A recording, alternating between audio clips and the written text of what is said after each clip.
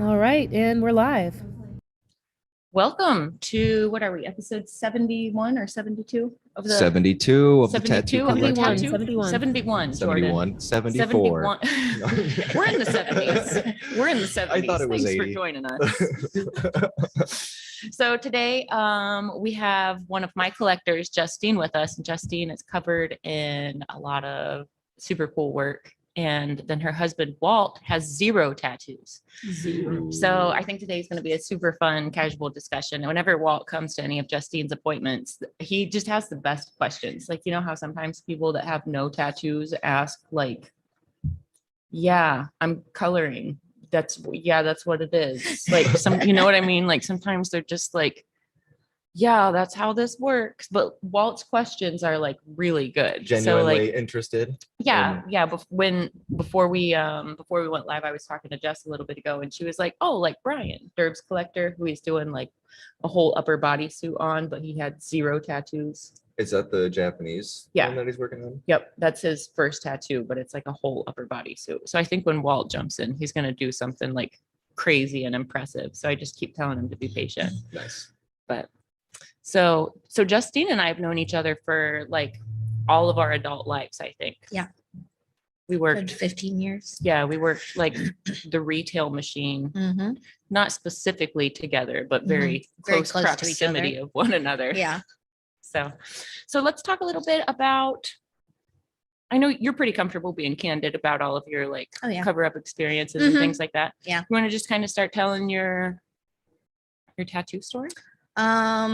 I got my first tattoo when I was 18. What we call the pig fairy around here, because it's a fairy and the face looks like a pig now. We haven't covered that one up yet. We will soon, very soon, hopefully. It's horrible on my back, but It's I not can't see it. that It's bad. horrible, Vaughn. The lines are a little blown out and you can't really make out her face. Except for that it's a pig. Fawn, she's like, don't patronize me. But it's not that bad because I can't see it all the time. So it's not like it's like on my arm or anything. It's just when Walt makes fun of you for it. Yeah. You're like, look at the pig fairy. You're like, oh yeah. Yeah. And then I didn't get a lot until I was like, I went full blown, like when I got divorced when I was 22, and then I just got like a million tattoos all at once. Like I got covered from my, like You did like one shoulder, then the one other. shoulder, then the other shoulder, all the way across in like a matter of probably 4 months. I was going to say at least a It few was months. quick. Yeah. Yeah. Like I waited like 2 weeks between tattoos. Like it was really quick, all by the same artist. And then I just didn't get any for a long time. And then I went to Fawn and got my owl on my leg, which was the first really nice tattoo I got. And then here we are now covering everything up that I did when I was 22 and did everything in like 4 months. So don't get things that you don't really want to get when you don't know what you want to get. One of the things I asked Justine last time I saw her was if you had to do it all over again, because like we've done a lot of really beautiful work on her. I've got a lot of Justine stuff on my Instagram page, and you've got some on your page. Mhm. Your page is private, but I can pull it up and Yeah. screen share from mine. But I asked Justine because I mean we're talking like substantial cover-ups. Like we're Yeah, talking dark. We had dark stuff. You had like half sleeves basically. Mhm. You had a piece in the middle of your chest Mhm. and then stuff on either side that was all kind of connected. Yeah. So like other than that owl, I think almost everything I've Everything done else on has you. been cover up basically, Mhm. except for my lower arms. Yep. But like we started with the upper Yeah. and came down. But you've got Tim Burton kind of Mhm. theme going on. It's not all Yep. Tim Burton, but Yeah. it's very the stuff that isn't Tim Burton is kind of macabre and like Kind of close to Tim yeah. Burton. Yeah. yeah. But she's got some Nightmare Before Christmas and then Coraline. Mm-hmm. So yeah, they were super duper fun to do. Yeah. Like I love like playing with different characters Oh, and yeah. kind of like it's a different challenge to like capture that character but make it ours at the same Mhm. time. And then I kind of just give you what I want and let you go with it. So that's always Mhm. fun that you can just kind of do your thing with my idea. Oh, you give me so much freedom and like you trust me that it's all going to come together. And we've It always definitely had does. sessions where it's like I know this looks crazy right now, but it'll look it's gonna look good. Yeah. This is It's part of the gonna come process. together. Yeah, Yeah. this is part of the process. And like some of the cover up areas, like in Coraline's face, those flesh colors we've hit a handful of times, times yeah. now, but it's getting to the point where like if you didn't know it was a cover up, I can't don't tell. think you'd know it was a cover Yeah, up. you can't tell, But especially in that Plague Doctor. Like you cannot tell that's a cover up. I was just creeping on pictures, like the videos and pictures Yeah. I took after our session on that one. And I forgot how many crazy flowers and bubbles and things like that were Yeah. underneath there. I just came up on a memory today. It's 1 year since you did my Plague Doctor today, and it was Oh. coming up with the video of it. Well, happy anniversary, Plague Doctor. Happy anniversary, Plague Doctor. Yeah. You can't tell if you didn't know that there's something underneath there. And it was dark stuff. Like there was dark, heavy lines underneath that. So that's really good. How long ago did you and Fawn start? How long ago did Fawn start tattooing you? I was at Um, Studio 13. So yeah. that was in my first year, my Yeah. first year of tattooing. It had to have been, How long ago was that, Fawn? 09, maybe 08, 09, in Yeah. that ballpark. it's a long time ago. So I didn't know Derb at the time yet. Like I Mm-mm. was kind of new to Columbus and didn't know who was who, but like I knew Stained Skin was a good shop. My shop was pretty close to Stained Skin. Mhm. And before I took that shop over, lo and behold, there was some beef. Yeah. There was some beef. You guys had So to house the beef. I didn't know anything about the beef. Derb was like, oh, I just wondered why I stopped hearing from those guys. I was like, yeah, they totally skipped town and I took the studio over. He was like, oh, makes sense. There was some beef with random people that you didn't know between them, their shop and another shop, or between Between- Stained Skin and Between Studio 13 and Stained Skin. Like Derb would go around and have his team put up flyers and sale posters and, things like that, event posters. And then the guys at Studio, there were just two of them, but then they'd go through and they'd rip them all down or they'd like write all over them. So, Derb being Derb. It's like, I see. Yeah. what's up, bro? Did Derb do that and then they skipped town? I don't think that had anything What's to do up, with them. bro? They just skipping left town. town. Yeah, Just because left they just town, left packed town. up and left. I don't think it had anything to do with Focus. Derb, but Was there another studio? Was there another famous like big name studio that's like Studio 13 or Studio 15? there's or Studio 18 or something? 13 out of, I believe, Fort Wayne, and then they've got another location in Toledo. Okay, because I remember when I did the Tattoo Explorer like Yeah. seminar Yep, thing. that's the other Studio 13. This Yeah. was just a little Studio 13 that was on 13th Ave on campus, yeah. right behind the Newport. So like it made sense. Okay. It was okay. upstairs from a head shop. I didn't even smoke Yeah. weed yet. Yeah. So maybe that was the start. Did Fawn do any tattoos on you that you've gotten covered up? Nope. No? Nope. My owl needs touched up Even a from the little beginning? bit. No. Yeah. But barely. Like it just needs a little brown put in it, but it's just where my hip has and thigh have expanded some. Of course, you need to put a little more brown in there now that it's stretched Mhm. out some, but it's still gorgeous and it's been years and years Over- and years. and over years and 10 years. years. Yeah. Yeah. Over That's 10 awesome. years. And it's still like new beautiful. school. I don't do a lot of like new school. And it's Yeah. It's pretty very new new school, cartoony. Mhm. Yeah. It's super cute. I'm looking to see if I can find any pictures of Justine while we're sitting here talking about crazy cover-ups. So if you had it to do over, now that you've had a little bit of time to think about it, if you Mhm. had it to do over, if you got to restart your tattoo collection from scratch, what would you do differently? I probably would have started with Coraline. You would have started with Yeah, that I think I one? would have started with Coraline. I don't know if I would have put it on my arm though. I don't know if I would have started with my arm. I don't know if I would have started with like my back. I don't know if we would have started with like a back piece. I don't know. But I Was it a definitely cover-up? wanted, yeah. Yeah. I definitely wanted to start the cover-ups on those parts Mhm. because I just was not fond of any of those tattoos and wanted to get them covered up. Yeah. So Isn't it funny how one of the things that I think is really cool about tattoos is that they can like signify or they can be like bookmarks in Mhm. moments of your life. Mhm. So for you, I think there was almost like this because you had grown so much from that point that you almost wanted to just like get rid Be of. done with it. Yeah, just get rid of that stuff because it reminded you of that rough period of your Yeah. life. And now that we've gotten to like put things there that you enjoy and are like worth talking Mhm. about, and you know what I mean? Like, Yeah. not that like a lotus flower isn't worth talking about, but like clearly it was just like what about you screams Yeah, lotus flower? Yeah, nothing. Lotus flower and waves. yeah, yeah. Tiger lily and flames. Yeah, nothing. It was just throw it on there and that looks cool. Move on. Yeah. You don't mind if I share stuff off of your No, Instagram, go do you? for it. Okay. That should be. Here we go. Let me get a screen share going for us.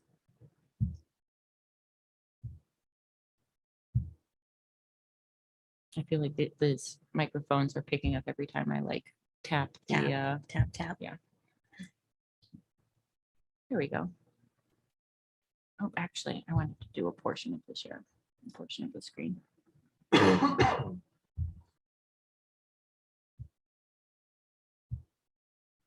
One of these days I'll get quicker at this, guys, I promise. Here we go. So this is the plague doctor that Justine was talking about. Underneath this was the lotus. This was the lotus and some like waves and some dark weird waves, bubbles, some weird bubbly. oval bubble wobbles, wobbly bubbles. Yeah. Yeah, this turned out pretty cool though. If it wasn't Yeah, for it like, looks awesome. you've got like just minor scarring in a few places. If it Mhm. wasn't for that, I don't think your eye would even catch to And we cover up at all. barely went in at all a second time. Like we Mhm. hardly went over anything. We had to go over the Ren a little bit, but not much. You guys did that in 2 sessions? Oh, let me Like 1.5. Like she barely went in at all again. Dang. but Justine sits really well, to be fair. Like Yeah, when we're in Fawn- like this Fawn's a- this Fawn was armpit a- area right here, she just sits there like It's a trooper. nothing. Yeah. and Fawn tattoos for like 10 hours plus straight sometimes. It's not just doesn't- really she 10 doesn't hours. stop. It's like It's broken up, but still. I've It's never a long tattooed day. anybody to I death. always have my full day. Fawn gets here usually like an hour before I do or so, but like still, we usually start close to the same time. And then she's usually going like another Yeah. 4 hours after I Yeah. leave, It's a long day, but yeah, I which is mean, awesome though. I mean, that is like, fuck yeah, Fawn.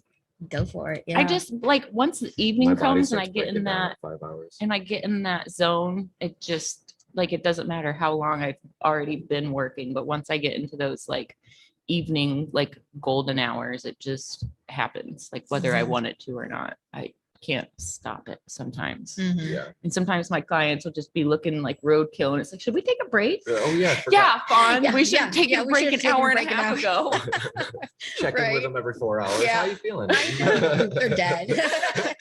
The bad thing is, like, if we're watching movies, usually Yeah. like roundabouts the end of a movie, I try Yeah. to like find a good wrapping point, and then we'll like take a stretch and take a Mhm. smoke and eat if we want to eat. Yeah. But like if we're watching a show, like if Always Sunny is on, or like I've been watching the show called Deadbeat about this ghost hunter guy. It kind of reminds me of My Name's Earl, but anyways, they're only like 25-minute Yeah. episodes, so I can watch like 8 of them before I know Before you any even time think has about gone it. by. And it's like, oh god, it's like dark out now. It's been 6 That's how- hours. Would you that's like to how I take a judge break? Should we take a break? That's how I judge my tattoos, is how many episodes of Sunday we've watched. You keep track of the episodes? I'd lose track of how many episodes. I only know because I count how many credits have gone by and things, and like there's certain tells for when the episode starts. You know what I mean? All right, that's fair, I guess. They play the music. There's like always like a little scene, and then it always goes right into the intro. Not sure. Have you guys been watching it, or you guys just watch it vicariously through my room? I Dreaming. haven't deliberately put it on in a while because you literally always have it on. But your um, clients can see my TV, can't they? yeah. Yeah, sometimes I'll have one thing on listening over here and they're cracking up to Always Sunny. That's awesome. I love it. What was it? Oh, Reno 911. I was working on Laura yesterday and she'd never watched Reno 911. So gosh. she's like That's cracking another one of my up go-tos, the too. whole time. That's awesome. Love it. And like you don't even need to fill them in on like what was going on, because every episode is just nonsense. Like, yeah, there are storylines and themes Yeah, if you follow it, you but could pretty you much can jump in anywhere. Yeah. Right. When I feel like I can watch Always Sunny and like things that I've seen so many times, and like I can watch the same episodes with different clients. It's like I just love watching my clients like laugh as hard as they do at it, because there's always going to be something that's going to be ridiculous or hilarious. Yeah. But like it's like one of those things where when you watch something with someone who hasn't seen it before, it's Yeah. like it almost makes it new for you each time. Mhm. So Walt's I so love tired of introducing people to it. Walt's so tired of Bob's Burgers, he can't stand it. Like Well, I seriously watched the that series is like mean. 17 times over. Yeah, I used to love Bob's Burgers, Love but it. I've watched like I had an ex that watched it like crazy and like just overwatched it. I could recite every episode by heart probably by now. That's always and Sunny he's for like, me. And SpongeBob. And SpongeBob. Who's your favorite SpongeBob character? That's a good one. I'm not sure. I like SpongeBob. I think he's a pretty great character. It's Patrick for sure too. Or Pinhead Larry. I don't know. I think Gary's my favorite. Gary. Plankton, probably. I don't know. I love Plankton. I think any episode of Plankton's usually is a Oh, hit. Sandy. How do I I do like- remember I do these like guys' Sandy, but- names? They're stable people in your It's life. fair. Oh, It's fair. See, I was young enough to where like I was growing up with it. So like from ages whatever, whenever it came out till like 23, 24, I was watching. I'm just kidding. Probably, I was old probably enough like a that I 10, was 10, 11. I was like watching it solidly. And then it was just one of those things that was always on when I skipped school or something, you know? So it's just got ingrained into my brain to be like a comfort show. I was old enough when it came out that I was like, are you serious? They're putting this on the air It's like gay Like, little sponge. this is- Like, in Bikini Bottom? Yeah. Like all of the innuendo, all of it. And then you see Patrick and he's just like, I was old enough to be The watching it. bikini- What- the bikini My it's- niece was just old enough to start watching it, so I watched it with her, and I was like, "What?" I Way love different. I This love is- the guy who it's all right. created that show. He was actually he died a couple years ago. Mhm. Really? Yeah. Yeah. But he's actually like he's such a smart dude, so creative. Like he made the show like it was directed for kids, but like that's why there's so much adult innuendo in it. Like Mhm. Bikini Bottom is the Bikini Atoll. It's where they were testing nuclear bombs and stuff, and so it's just like a nuclear.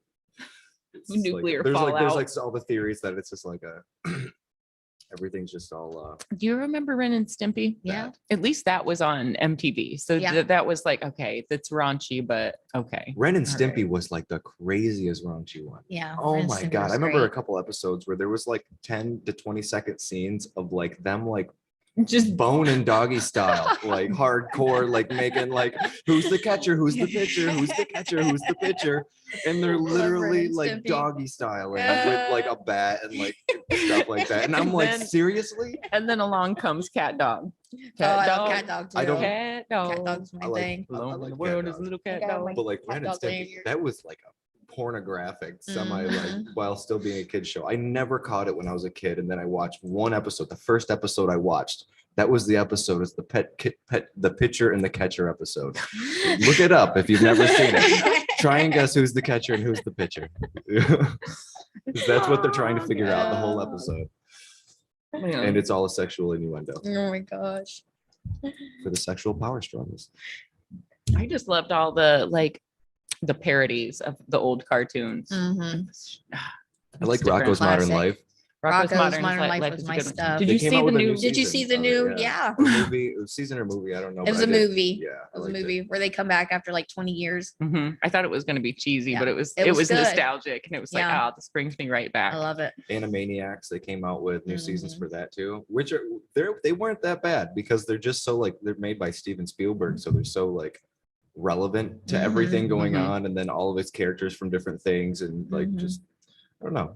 I forgot how funny the Animaniacs actually were. Ariel Monsters was my shit. I I was miss just that going to show bring so up much, Ariel yeah. Monsters with Animaniacs. Remember how it used to be like the first 15 minutes was Animaniacs, And and you get, second like, was Pinky and the Brain. Mm-hmm. Mhm, Tried to mhm, take over the mhm, world. mhm. Same thing we do every night. Mhm. Man, cartoon tattoos. We should we should do more of them. Anybody want to do some like retro Tasmanian 90s? Devils. I've done a few Tazes. Have you? I've actually never done a Taz. Isn't that wild? I did a Taz not too long ago on one of my collectors, Jerry. I've worked on him forever, and his grandson. They call his grandson Taz. So we did this cool little like new school looking, like it looked like CG, like 3D, 3D like Taz. yeah, with, like a Toy Story version of well-shaded and Taz. stuff. Yes. like new schooled almost. Yeah, but I Maybe put like a not blue glow exaggerated. around him, and then That's pretty his cool. grandson's name under it, and the like, the little twister underneath of him, his grandson's name's through it. So Okay. like, it's a Taz, but it's like 3 up Taz, Yeah. not 1 up. Right. 3 Yeah, up. that's fair. That's fair. Yeah. But I mean, when it's like the 2 to 3 inch by that like little twister with the 2D one I that mean, he's that's sitting in. big. It picks up like No, I not know, the shoulder, but I'm just saying those are the cliche ones, is like And then- the old school like traditional style. the quick- little bitty Taz, Not and then even they went traditional. back a few months later and got the barbed wire around the Taz. right, right. The protector of the Taz. Cliche is one of the reasons why I have no tattoos. Mhm.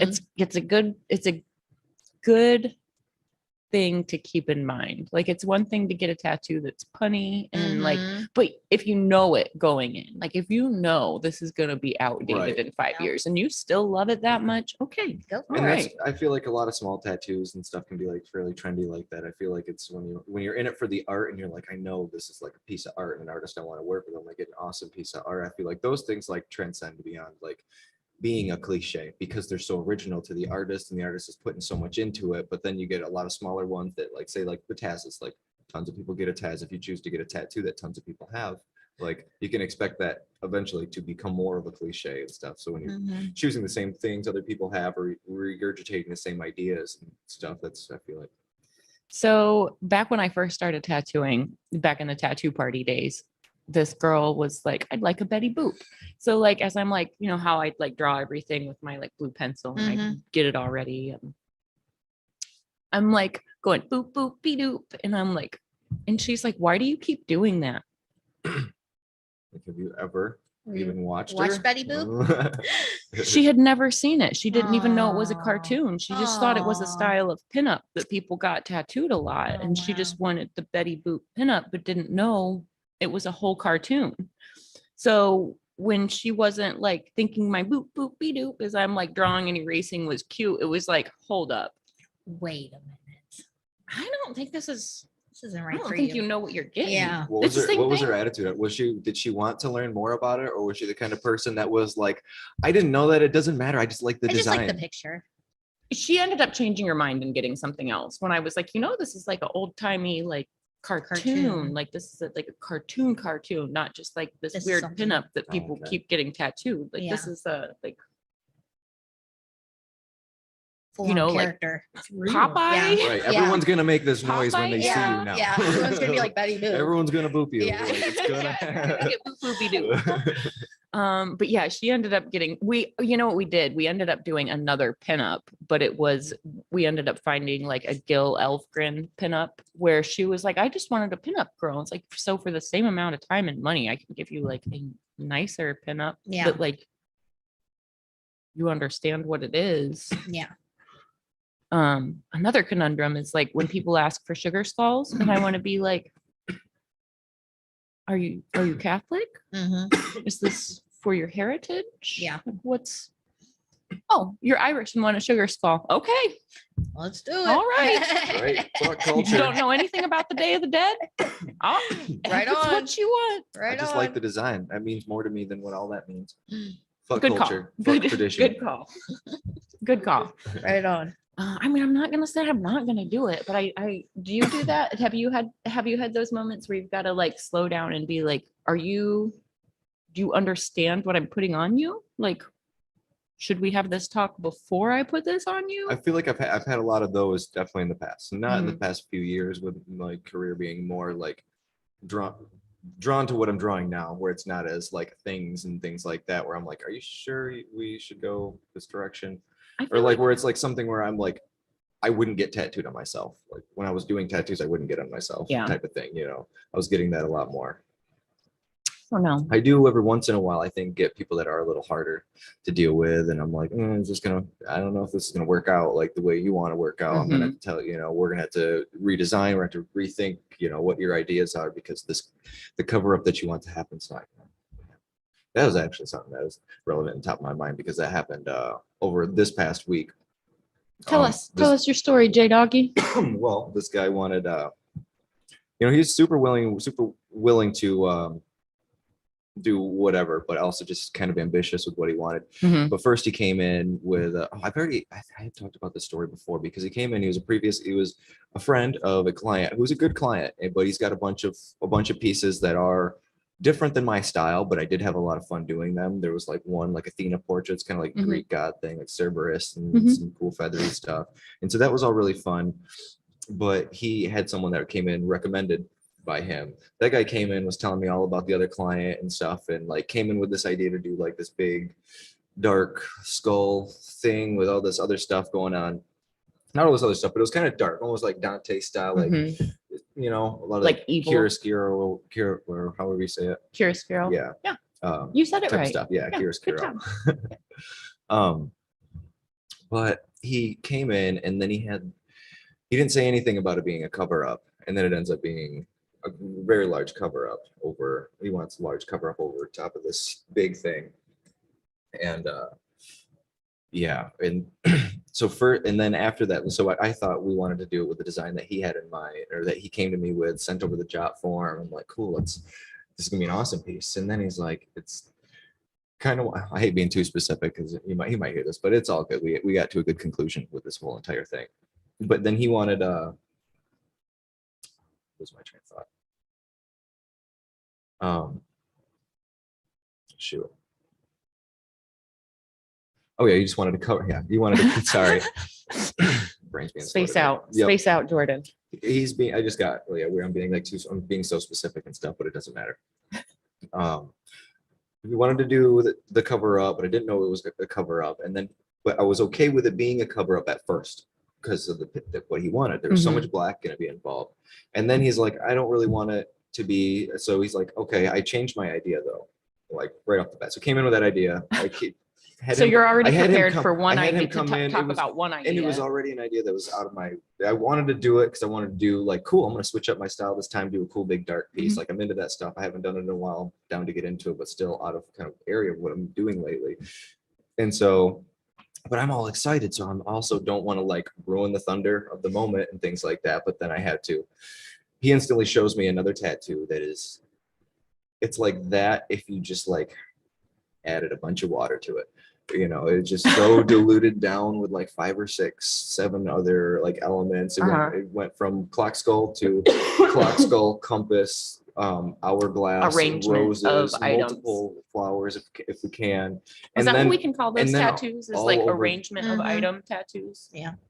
And so he wanted to like dull it all down, and that was because he didn't want it to scare his kids, and he didn't want it, you know, to be too dark or scary for his kids and stuff. And led to me having to break down a few things to him, but I also felt really bad because of the excitement. He came in with an idea that I was so stoked for, and then it just like right away twisted this other thing, and he didn't want that. And like I was just like, I had to like take a 10-second like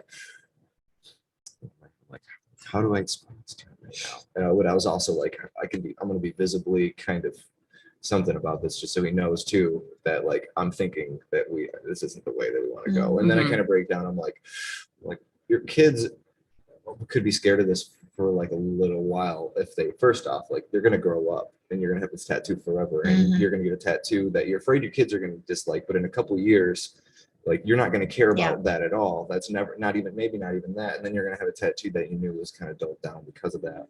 Mhm. But also what he wanted just wasn't really gonna cover it. And so it just took a lot of kind of convincing to do these different things and go back to kind of what the original idea was, but kind of telling them that like these ideas The aren't art going to of work the compromise. the way you want. But Yeah. what we ended up coming to, because none of it was going to work the way that we wanted, we got to a point where it was like, let's go to the original idea. I ended up drawing up something for the original one, but then, you know, he wanted that one changed up and different. And I'm like, it's not going to work.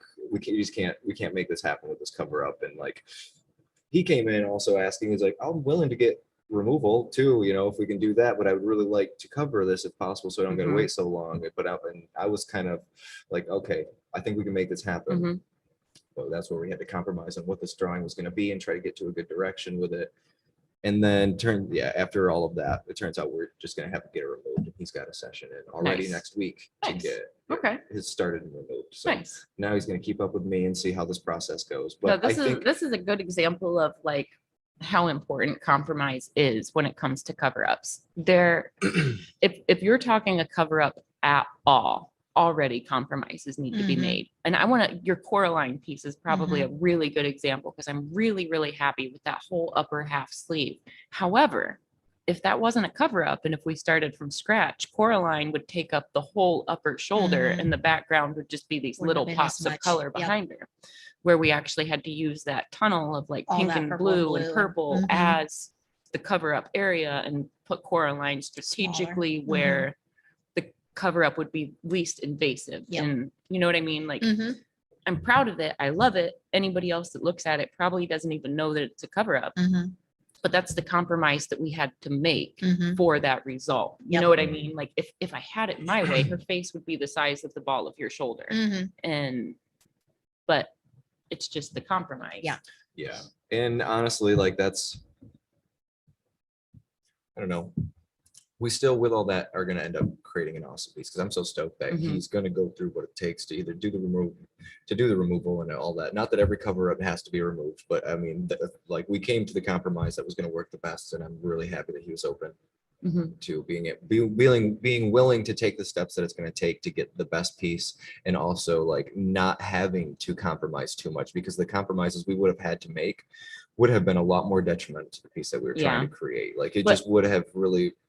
So It in won't- this case, it sounds like the wouldn't have looked as compromise good. is on him because he's compromising and getting the laser removal so that he can get the tattoo he Yeah, wants. and and that's what I'm really thankful for. Yeah, it can go either way. Like, Mhm. and sometimes it has to go both ways. Like sometimes like the collector has to compromise a little bit as well as the artist. You know what I mean? And like I said, the Coraline piece is a super good example because Mhm. I love how that piece turned out, but like it's still a little bit of a compromise. Mhm. And at the same time, it's like one of those like bucket list kind of tattoo ideas. I always wanted to do a big Coraline project. So when you threw the idea out, I can't even remember if I threw it out there or if you threw it out Me. there. But however it happened, it was like, yes, we will Awesome. make this happen however we need to. So, you know, in that process, we sat down and we started actually like looking at not just photos from the movie, but we were actually looking at different videos and promo shots and like sliding through scene by scene and like seeing. It's almost like finding the right puzzle piece, but you don't know what puzzle piece you're looking for Mhm. when you're looking for like the right cover up situation and you're involving a scene, because you got to find elements that fit the spaces you already have and like background to eat up, Mhm. you know, cover up areas and things like that. So it's sometimes you have to put in a little bit of extra homework, a little bit of extra like searching, a little, you know, like sometimes there's just a little bit extra with cover ups. Mhm. But Does tattooing over a removed tattoo pose any problems? no, I mean most of the places that are doing tattoo removal now are using like, what are they, the pico They're a lot gentler, aren't they? lasers. Well, I mean it's a burn. I don't think there's anything gentle about a Well, burn with a laser. Fair, but I mean, compared to what, you know. they were in the But past. yeah, everything's gotten dialed in so well that like it's gonna be crusty and gross at first, but there's not a lot of scarring that goes on from tattoo It looks removal. So super it's really painful. just like lighter. It is, but it's so much faster. Like Yeah. when you think about Typically, how how long long- it takes to tattoo something, it's gonna be 1/20th of the time Wow. to go through and Yeah. zap it, and then you let it heal and do it again. Yeah. How long is a healing for tattoo removal from each session? Do you think? I Don't know. haven't, there would be a good one to ask, but I would imagine a few weeks. I would say a few weeks till healed, and it'd probably still be a little tender after that. But Yeah. you know how like sunburns will heal, but your skin's still a little sensitive, or like Yeah. a scrape will heal, but it's still a little delicate. I bet it's like that for a little while afterwards. But yeah, I've worked on people that had removal, but it was so far before, you know what I Yeah. mean? Like months or I years haven't worked before on I worked someone on who's it. in a continual phase of it to where we're like trying to get it done for a project Mhm. like this. And so I'm very curious as to what his progress is going to be. I had a guy I come to wanna me one time and gauge it. he was covered in fantastic black and gray tattoos. He had really good black and gray tattoos, but he had this big gun on his side and it led to a scene. And the gun had like a black handle, which it should have, but he had an additional idea and the gun took up a little bit of real estate. So he actually goes to a laser removal place and he like drew a 45-degree angle on the gun. And he's like, I need it lightened from here over as light as you can get it. So he had like 5 sessions to lighten part of the handle of a really good tattoo, but it healed nicely. And then I could Mhm. tattoo exactly what he wanted Oh, over wow. it. And then where there was still, you could still faintly see it. I Mhm. just kind of pulled Just some cover it up a soft little bit. grays in. So I kind of camouflaged it That was into the some- new piece. Precise thinking on his part. Yeah, but he thought it out. It Yeah. was like, oh, this would be cool, but this needs to be in Just front needs of to the go a little gun. bit. So he switched it up and everything still read Still worked together. out. And yeah, Wow. like each piece seemed random, but when you look at his whole collection, everything kind of like told a Mhm. story. So there's a lot of things that some people don't consider with laser removal and things like that. Is you don't have to, first of all, if you've got a tattoo you aren't happy with, you don't have to totally have it removed. Sometimes you can do a few sessions and have it lightened, and to go Mhm. from like a deep, rich black or color or to a much more subtle and muted, you know, it's going to be painful. It's Right, going to or be you more can of a process, break it up but it some might way. be half as much tattoo time to Mhm. accomplish what Yeah. you want to accomplish. So, you know what I mean? Like $1,000 and a few sessions of tattoo removal Mhm. versus a whole extra $1,000 of tattoo time. Yeah. Like it's one of those where like some people turn their nose up at laser removal because they think it's going to be so much more expensive. But in reality, when we're talking about how expensive tattoo time is, Yeah. it's like, And it may still show but if through you because spend- it's so dark. yeah, but if you spend this money here, Getting it you're light going to and- have a better result and you can spend less money over here. Getting it tattooed. Yeah.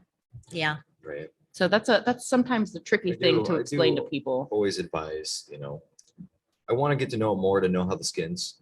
I have tattooed over quite a bit of like tattoo removed skin and stuff like that. Mhm. And like, but it's usually patchy. It's not like the whole area is a big giant area that was removed. It's usually like they have a bunch of circles that broke the image up or something like that. Yeah. And so like, I've definitely done that, but I think it's never a bad idea just because you're going to have less compromises that are going to be having to be made. But there's something really gratifying as an artist doing cover-ups because like I love the process. I love never not seeing the tattoo that was there before and just being able to cover something up. But also the thing with the compromises where you do have to change things kind of a lot to accommodate for how those things are going to show through. It is gratifying to tattoo the impossible. It really is a fun, like, oh, so many people have turned this down. I can turn Mhm. that into something cool. Mhm. Or sometimes it's like, oh, you're not happy with that? Like, if it would have been done well, would you be happy with it? And Mhm. sometimes people are like, yeah. And then it's like, oh, well, I can just fix what you have. Yeah. We don't even need to cover it. Like Yeah. sometimes people are like, I really wanted this, but they did such a bad job. I just want it gone. And Mhm. when I hear that, it's like, if it was nice, would Fix you it. still want it? Yeah. And when I throw that option out there, it's really cool when people just like light up and it's like, oh yeah, Mhm. well, we'll just pretend this is just half finished and Yeah. I'll just finish it for you. Yeah, like you did on my peacock feathers. Yeah. You did more to it. Yep. It looked a lot better. Just to kind Just of pull, freshened it up pull and- and connect. But yeah, I forgot that I creeped down onto your Mhm. hand. Made it party. Yeah, so when you said earlier that I work long sessions, when I was wrapping Laura up yesterday, I was like, oh, we're just gonna work on the lower arm and a little bit up here. And by the time I was wrapping her up, it was like we tattooed everything Everywhere? but like a Yep. little sliver up here. You do Like, that there all was- the time to me. You're like, oh, Let me do go just a on little over bit more, here. and then you break out the fucking 40 She mag. does. Just a little bit, it'll be quick. Over into the arm, But it's down the arm. everything. Yeah, and I'll just like we I'm tattooed over entirely here. wrapped and My 5 minutes of a eye will 40 see mag. something over here, and it's like I just gotta Just okay, back stretching over over here. Right? this I just way. gotta do a quick just wash stretching. over everything. Oh, it was kind of like that last night because I was like doing water, like the coral reef in the to background. So push I and did pull everything stuff. all detailed, and then I've got this new color called Mariana's Trench, which is. But anyways, I took that and just a little bit of this real deep purpley, like denim colored blue, like a purpley. Anyway, so I took that and I just like quickly whipped it to like create depth behind some of my coral forms, and so much fun. But like you were saying, oh, I'm just gonna wash this color in here real quick. But meanwhile, my client's like, Yeah, where I'm right. like, okay, another wash here. No, I totally. But they I all totally are so relate to good that. about screaming on the inside. Most people don't cuss me out anymore, but like I I know you never want have. to. I know you want to. I know My sometimes sternum it's was gotta. the heart that we just did was work, Yeah, but yeah, you did so good on that. it But was, it's and all right. we had the pep talks to like Yeah. prepare you that that spot was going to be different and It's- dicey. So It's all right. We do it. Woof. Yeah. I don't like it either. It's the you worst. don't like that. It's spot. I been don't the like that worst. It's spot. worse than my elbows. my worst Like I spot, thought my too. elbows were the worst, but Right at the bump here. yeah, Mhm. it's not fun. But Yeah, you do good with it though. it's all right. You do Center good of the with it. back too. Because Like almost the same spot, right? same spot directly back. Do you have your armpits Right over done? the heart. No. No. Okay. Do you? I'm going to. What do you, Yeah. what do you Not want to do? next. What do you want to do Not with your next. armpits? Have we talked about So this? yeah, yet? I want to get the Beetlejuice characters with That's their right. faces done, Mhm. with like the hand through the mouth and the hand up through Oh, there, yeah. and like the silhouette, the old school silhouette paintings, like their silhouettes the under my cameo arms. paintings? Yeah, That's awesome. Yeah, that'll be fun. That's awesome. Put some cheesy filigree Yeah. things around it. Yeah, scrolly Yeah. scrolly framework. in my Oh, yeah. armpits. It's gonna hurt so bad. But it'll look so It's gonna cool. look so nice. Yeah. Yeah, it'll look Hmm. great. The love of the art overcomes the pain. Yeah. It's gotta. See, that's It's what gotta. it's like childbirth. I kind of want to put a It's Right, brick gonna the hurt love wall of so the bad, child. but you're gonna have something beautiful in the end. You compare your tattoos to I your do. children. I do, because you're gonna have something Now I can beautiful. I in can the do that end. when my clients are in now. I'll be like, Yeah, it's just like childbirth. childbirth. No, a female told me. Yeah, you're gonna have something She told me. beautiful I when can it's say all that now. over. Yeah, you're gonna have something beautiful No, yeah. every it's- time. I like that analogy though. I Yeah. think that is good. It's true. That's what I say every time. 'Cause That, It that is is how I believe worthwhile. about the pain. I You feel like gotta love what's gonna come out at the Mhm. end. If you're not super in love with it, the pain's you're gonna have such a harder time Mhm. dealing with the tattoo. Yes. If you're not, if you know you're not gonna like it, if it's like half-assed, Oh, yeah. you're just doing it because you're Mhm. pressured, you're doing it because the artist drew it, and you're like, Oh no. I guess would I'm not gonna be get able it. I to. don't want to, I don't want to Yeah. like rock the boat and piss off my artist before Yeah. we start or anything. I feel like, a lot of people have that feeling. Yeah. Like they don't want to tell their artist that they don't like Yeah. something or something like that. And That's I like can Walt and I have talked about being on one of those tattoo shows. Mhm. If somebody would put a tattoo on you and it's not what you want, he's like, would you ever be on one of those shows? I was like, I would not be on something where I was getting a free tattoo and they were doing what they wanted to do on and then me. get super pissed off and be like, what the This is what the horrible. fuck is this? I didn't want a See, rose that's the fake with drama your they mom's create. name on it. Right. Like, no, I would not. Yeah. Never, because that's on your body. I mean, I know you could have it removed, but I always think of too, like when I'm getting tattooed by some of the artists that I get tattooed by, I guess I've never went through an experience of getting something that I didn't like. Because if I really didn't like it, I wouldn't get it tattooed. Yeah. But there's another side of it, like guy, I knew anything he drew up, Mhm. I was gonna Mhm. love. I didn't care what it was, and I was not gonna tell him that I don't want that. mhm. Yeah, Unless but I that- truly didn't want it, unless he like drew a bunch of script Something and I'm like, horrible, guy, yeah. what the fuck you What- drawing a what bunch is of bag this? full of script What for? is this? I just Like- thought I'd try something new on you today. I know I can tell Fawn what I want, and she can start drawing on my arm, and I don't have to look before she starts tattooing.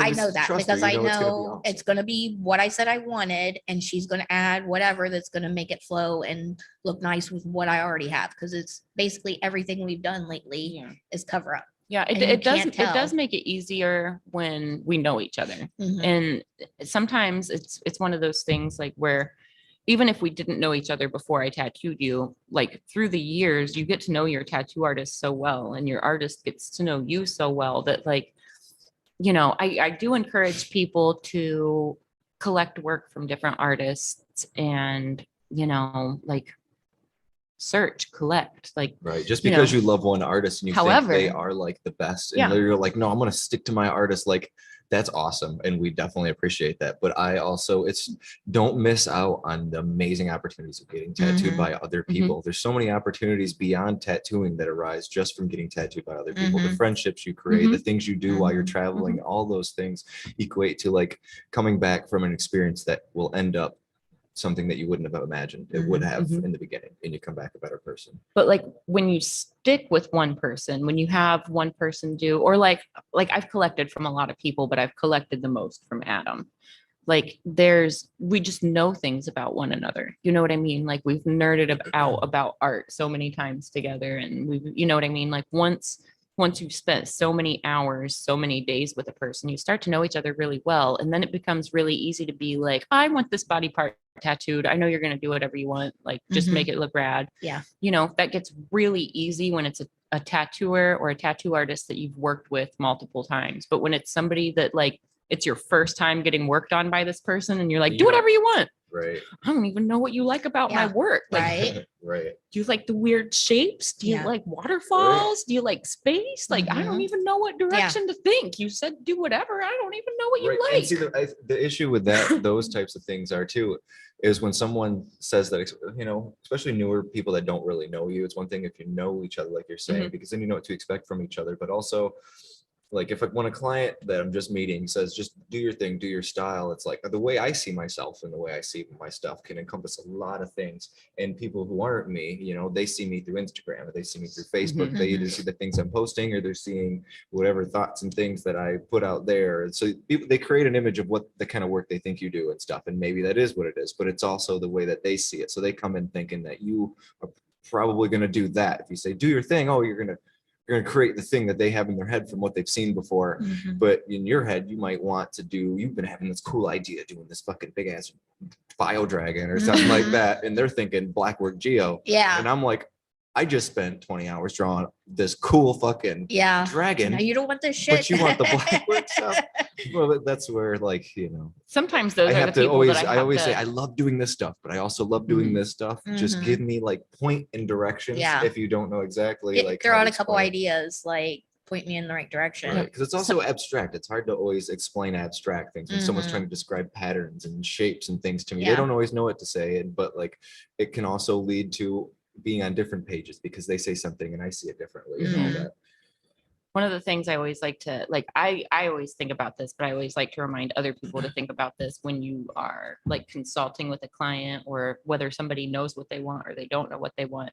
Sometimes the best way to figure out somebody's taste and to figure out what they're looking for is to say, what don't you like? Yeah, Like, I asked and that. sometimes I it'll be always like ask out that. of my, and sometimes it'll be like, it'll even be like, pull up my Instagram of my work. Which ones don't you like? Which ones aren't your taste? And sometimes that's easier than, because you know how sometimes a new collector, like they just want to flatter you. Like they just want to tell you what you want to hear because they want you to take on their project. And it's like, sometimes it gets to a point where it's like, stop telling me what you think I want to hear. I don't care what you think I want to hear. I'm asking you what you imagine on your body for the rest of your life. Mhm. There's no fun in that equation whatsoever.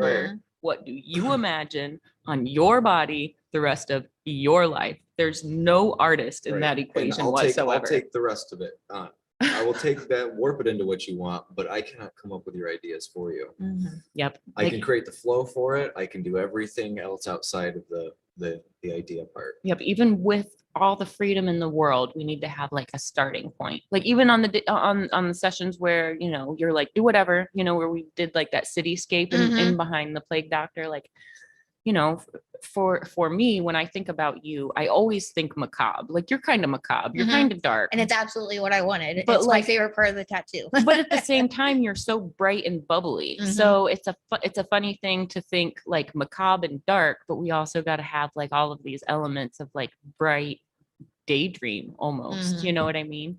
So those challenges aren't the challenges that like I'm brainstorming about for other For other clients people, and yeah. collectors, just because like that's the mix of Justine. So like if I'm thinking about you and all the conversations we've had and like the way you talk about your girls and like, you know, I know your mom as well. So like there's all these things that go into like, if you say, do what you want, say, oh, okay, well, I sure you're going to like what I'm going to do. Mhm. But if it's somebody brand new, I don't have all of that. Like, I don't have that encyclopedia Yeah, of the all these backstory. little anecdotes and Yeah. stories and family and all those things to like put into it, you know? Mhm. And then the other thing is, you know, you and I worked retail together. So like we've seen how we talk to other people, Mhm. you know what I mean? Like outside of when we're talking to one another and we're talking to like people that we're close to, like we've seen each other like professionally. So, you know, that's always in the back of my mind too, because, you know, I want your tattoos to be something that you're gonna just naturally talk about in your Mhm. conversation. And I want it to be the kind of work that is naturally gonna flow with the conversations that you hold with people, Mhm. where if I don't know you yet, I can't like pull all that together and just like whip it up. Mhm. So there's one of those like, you know, yeah, sometimes you can tell your artist or you can tell people, I tell my artists to do whatever they want and they do it and it looks great. Yeah. I was like, yeah, you've been seeing that artist for years Right. though. You know what I Monthly mean? for Like, the last 3 years. you've had hundreds of hours of consultation with that artist to arrive at that kind of Mhm. freedom. Right. So sometimes like at consultations where clients like just do whatever and like they're getting frustrated because I'm not getting the information out of them. They just, I like everything you do it. So, okay, Right. so So let's do, There's and a I'll just like, level of the trust. I feel like that it's I'll- awesome to have. yeah, I'll throw something out that's so far out of left field and they'll be like, oh no, I wouldn't like that. And it's like, well, Good see, thing you don't told me like to do what I everything. wanted. Because I was gonna do a purple dog riding a horse. Like I was where I all thought prepped. this I was already had heading. it drawn out. Right.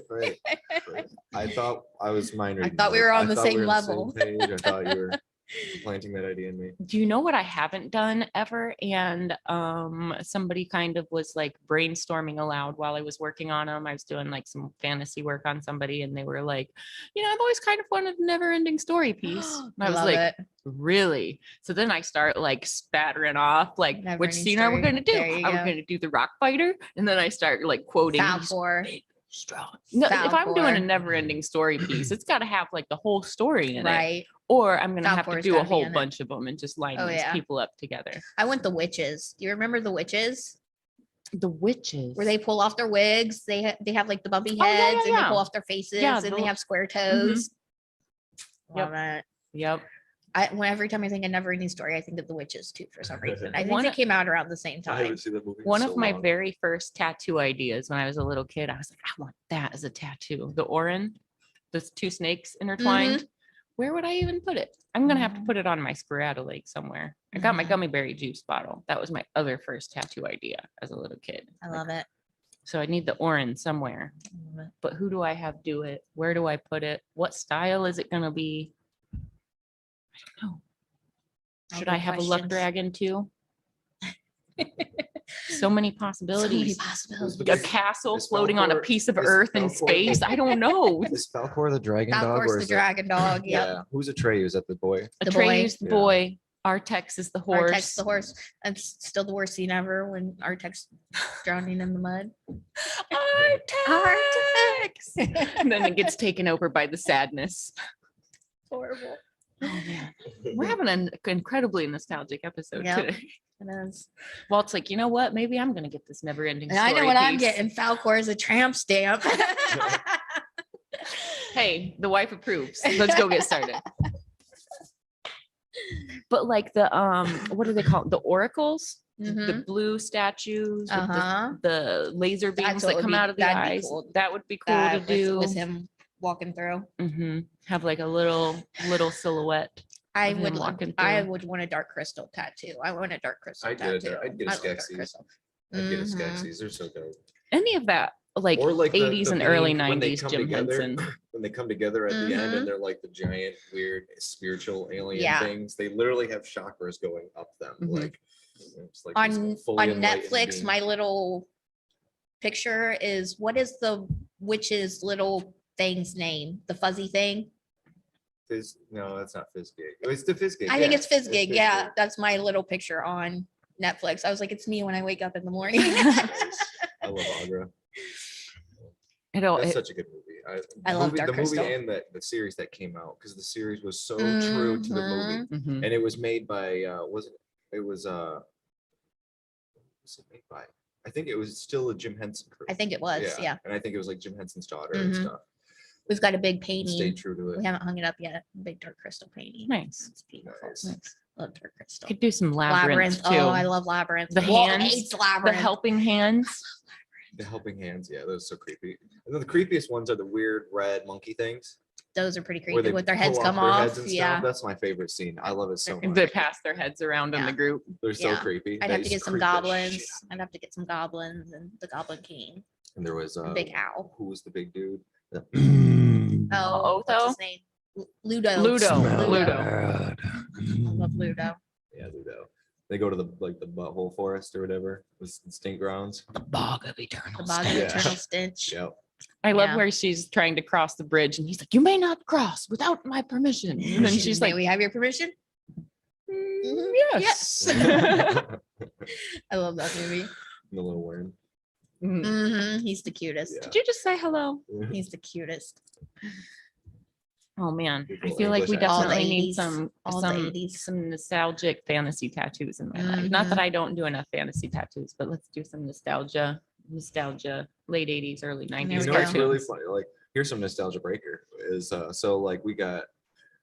I feel bad even bringing it up. Old David Bowie. I used to love David Bowie, and I love the fact he was in that movie. Mhm. Mhm. And but the fact that he's stealing a child and doing all that when at the same time that those movies came out, he had girlfriends and stuff that were like 15 years old at the time.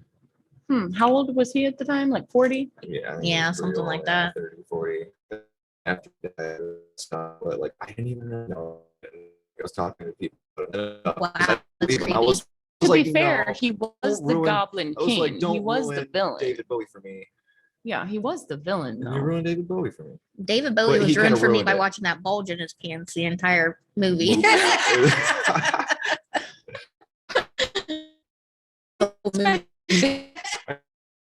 You know, the dog's probably like 16 years Yeah. What's her Hmm. name? Jennifer Connelly. Yeah. Cut to Requiem for a Dream. Yeah. Oh, yeah, that was her. wasn't Yeah. it? Dun, dun, dun, dun, dun, It all comes dun, full dun, circle. dun. I remember being it's so ridiculous. So back in like high school, I don't know if like you ever did it back in the day or not, but like my friends would always want to like watch like we gotta watch Requiem for a Dream while you're tripping. Like watch Requiem. I for- would not. I feel like that That's would be the worst. It's the worst Like it's movie. the If very you love worst drugs, case scenario.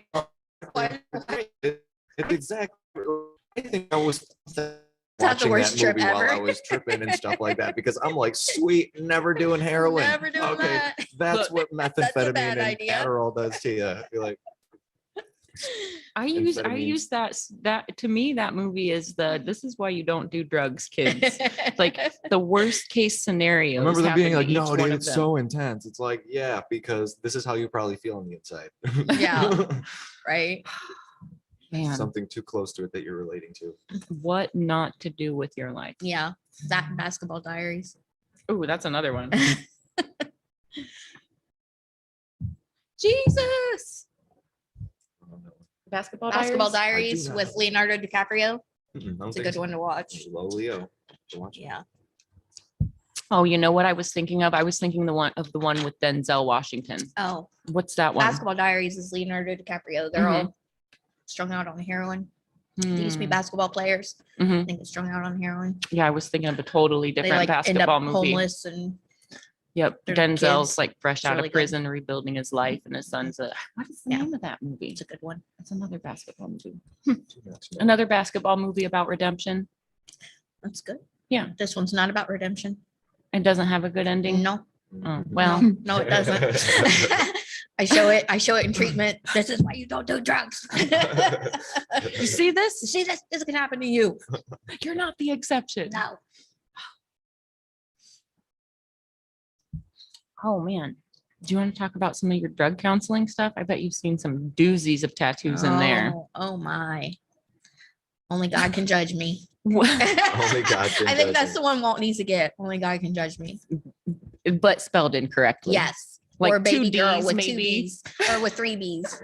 BABBY Only God could, on his can neck. judge me. Only if you replace the Y's with I's. There you go. That's how you do it. How much you and I have talked about this a lot, and if there's anything you're not comfortable talking about, I totally get it. But Mhm. like, how helpful do you think it was or is in the drug counseling situation for you to have your tattoos, for that to be like the Oh. icebreaker thing? Big.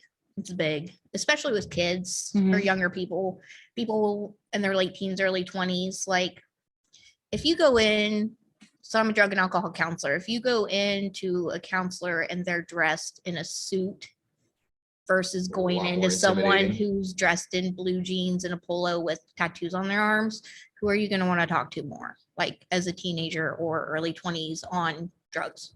Yeah, it's probably gonna be like, You're not going to talk to someone in a suit. You're going to be like, I think not she might talking. speak my same language. yeah, yeah. It helps out so much. Like, if you talk like them, if you kind of look like someone who's been around them, they're going to talk to you more and open up to you more Mhm. than someone who's like an authority figure, because they're already against authority figures. They've been Right. arrested Someone or doesn't relate to how they feel in Yeah. any sort of way. yeah, they've been in trouble with authority figures. They're already against authority figures. So they don't want to talk to somebody in a suit and tie. Were and- some of the people that saw you, were they court ordered to see you, or A was lot it of people were okay? I court-ordered. wasn't sure if it was that kind of Yeah. facility or not. Yeah, most of the facilities I was in, they were court ordered, or they weren't. A lot of them were there on their own, which was a lot better than court ordered. But Mhm.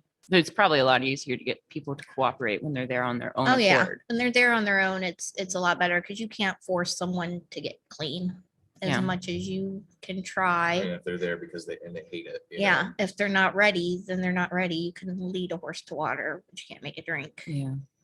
Yeah. You just can't. If they're not ready, they're not ready. Yeah. Mhm. So But yeah, tattoos are a big thing. Like as soon as you get someone in there, oh, look at your tattoo. I want the tattoo girl. That's what it always was. Give me the girl with the tattoos. And they'd be like, Justine. They're like, great. These Like, I tattoos can't are making take me. I can't take another one. These- I've got enough. These tattoos are making me more work. They'd always be like, which tattooed one? We have a lot of people with tattoos. They're like, the tattooed one. Like, no, there's not a bunch with tattoos. You know which one we're talking about. And funny enough, I guess it's good that I'm in that industry because I've never had a job where they're like, you have to cover your tattoos. It's a good industry because you don't have to go in, and it's not like an executive job where they're like, you have to wear long sleeve shirts and Right. one glove because you have a tattoo on your hand. Yeah. Yeah. You I don't mean, have well, to cover your tattoos. I mean, you even bounce back to retail and you don't have Mhm. any problems. no, I've never had to take out my nose ring. I've never had to take out my, that'd be horrible to have to take out my gauges because that looks even grosser. But Right. You want my gauges or do you want my lobes? yeah, yeah. 'Cause Which they're would floppy you like? and they're They're big. flappy. That's how No, I and feel then- about mine. I'm like, yeah. Which would you like? right. But yeah, it's not like my tattoos are offensive, so I've never had to cover them in any way. No one's Mhm. ever been like, you could wear long sleeve shirts or. So. I feel like that's in this day and age. There are still some companies that don't want you to have visible tattoos, but in this day and age, I feel like the majority of the time it's just going to be like, are they tasteful? Yeah, You know what I mean? yeah, that's Like, what I get asked. Are they tasteful? Are they offensive? Are there cuss words? Are there mhm. swastikas? Like, nah, I've got a naked lady on my forearm. yeah, I got stances. I got my ex-wife's name on my other forearm, but I got it crossed out with my baby mom's name. Right. And then up here, I got this for, and Well, I ran into this kid in treatment had a needle, a hypodermic needle tattooed shoving into his vein. why would you want to Why? advertise Why would you that? want to do that? I was like, you're gonna have to wear long sleeve shirts the rest of your entire life. Why would you? It's 18 years old. Like, what in God's name No. possessed you? That's fucking That's weird. cool. That's like That's cool. right. Welcome to rehab. Yeah. Look where it got Wonder you. why you're here, buddy. Yeah. Like, You don't even have to say. Yeah. It. Say no Say more. no more. say no more. I'll fill out your paperwork. Right. Like, I was like, come on, kid. Oh man, man, oh Jeez. man. Yeah. But It's cute. Face tattoos on the Kids. rise. I get a lot of people with face tattoos. I had a kid one time that was his first tattoo. It was across his forehead. Right across his forehead. Shame on the person who did it. I mean, Don't it, even it go had for to the have been his hand. buddy, but like, Right across his forehead. mm, Ouch. What to say? What was it? Damaged. Damaged. clearly. Yeah. I had a guy that got his eyelids tattooed. It was one of his first tattoos. And one of his first. Yeah, eyelids. Have you guys tattooed eyelids? Like the actual lid, not like eyeliner, but like What the lid. No.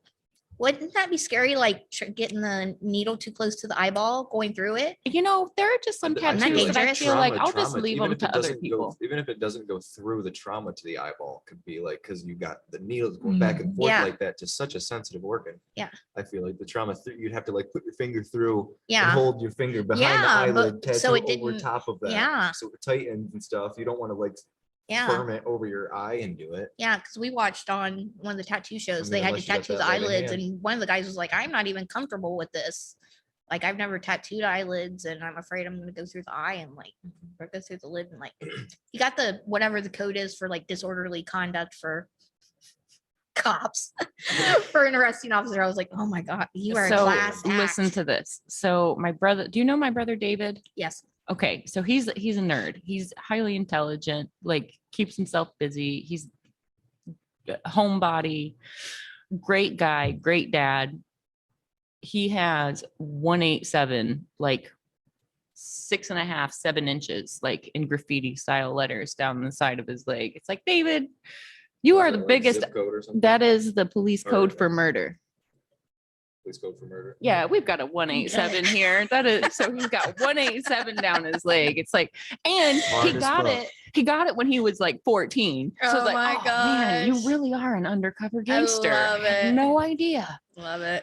You just wouldn't expect it. It has He's to a be little- okay because Snoop Dogg says it. Yeah, but like my brother wouldn't. You wouldn't guess that he would have 187 with like a starburst next to it on his leg. Oh, Getting it giant. across my forehead. That's my next tattoo on. Set it up. 187. Put 187 like sideways on your 740 neck. across the other side of my neck. Oh no, don't set yourself up for that. Don't set yourself up for that. I mean, I'll give you a neck tattoo, but probably not 187.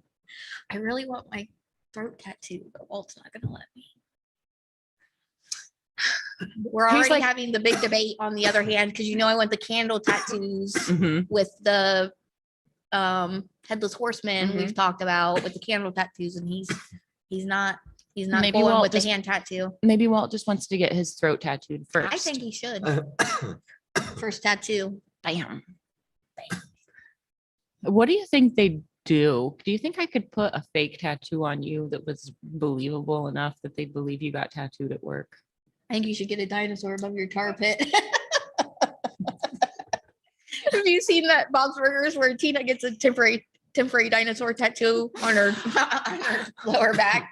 That's Louise is like, I'm hilarious. gonna tell mom and dad you got a dinosaur above your tar pit. I think we should That's put funny. something like flawless above his eyebrow or something like that. Something like super, because But Walt's stay usually like, tired below your eye, below your eyes, Stay like tired. like a Post Malone. yep, Just walk in and pretend like nothing's going on. Just walk past people. yep. Throw like a little cross over here and then something real arrogant over your opposite eyebrow. Or maybe just arrogant. What if we just put arrogant in real fancy letters? That would be cool. It does. I don't No. think it fits him at all. I'm going for as opposite as can be. I'm not arrogant. No, he's not. Let's go for that. I just feel like you see blessed a lot above There the you go. eyebrow. So Yeah. like might as well just put arrogant instead of blessed. Or Just flawless, yeah. yeah, Like arrogant and flawless. flawless on the other side. ooh. You know what? We could do like arrogant, flawless. Don't do any of these. Don't listen to them. Don't listen. First tattoo across the face. I woke up like this. I think the face tattoo things are so crazy. I think if you're like past 25, like whatever, you're not a kid anymore. You make your own decisions. Wherever you're going in life is fine. But Yeah. like before that, like it's crazy to me that people get the face tattoos they do. Like maybe I'm biased because I'm a tattoo artist, but it is one thing to see like someone spend a lot of money to get like half their head tattooed. Maybe there's like a little thing that comes out, but it's all like the little sporadic tats everywhere. Mhm. And that like being cool, and then like hearing girls say that like, oh, it's attractive and stuff like that. And now, so then girls say that, so then guys are like, no, I gotta get my face tattooed because I know that's what's gonna But here's fit the the trend. thing. It's gonna turn out to be one of those cliches. Oh, you're like part of the group, Yeah. back in like 20 to 2022 or You some got shit. tattoos where- on your face. Yeah. But what if these younger So we're gonna find millennials out one day, actually like Post it and Malone it is gonna like, continues? Post Malone's gonna get all his gross. tattoos removed one It's day when they want him gross. to be an Yeah. actor or some dumb shit, Yeah. you know? Pete Davidson is right now, and Exactly. they're all Yeah. being removed. Like it's Mhm. really nice. Like you Yeah. can't even tell. Yeah.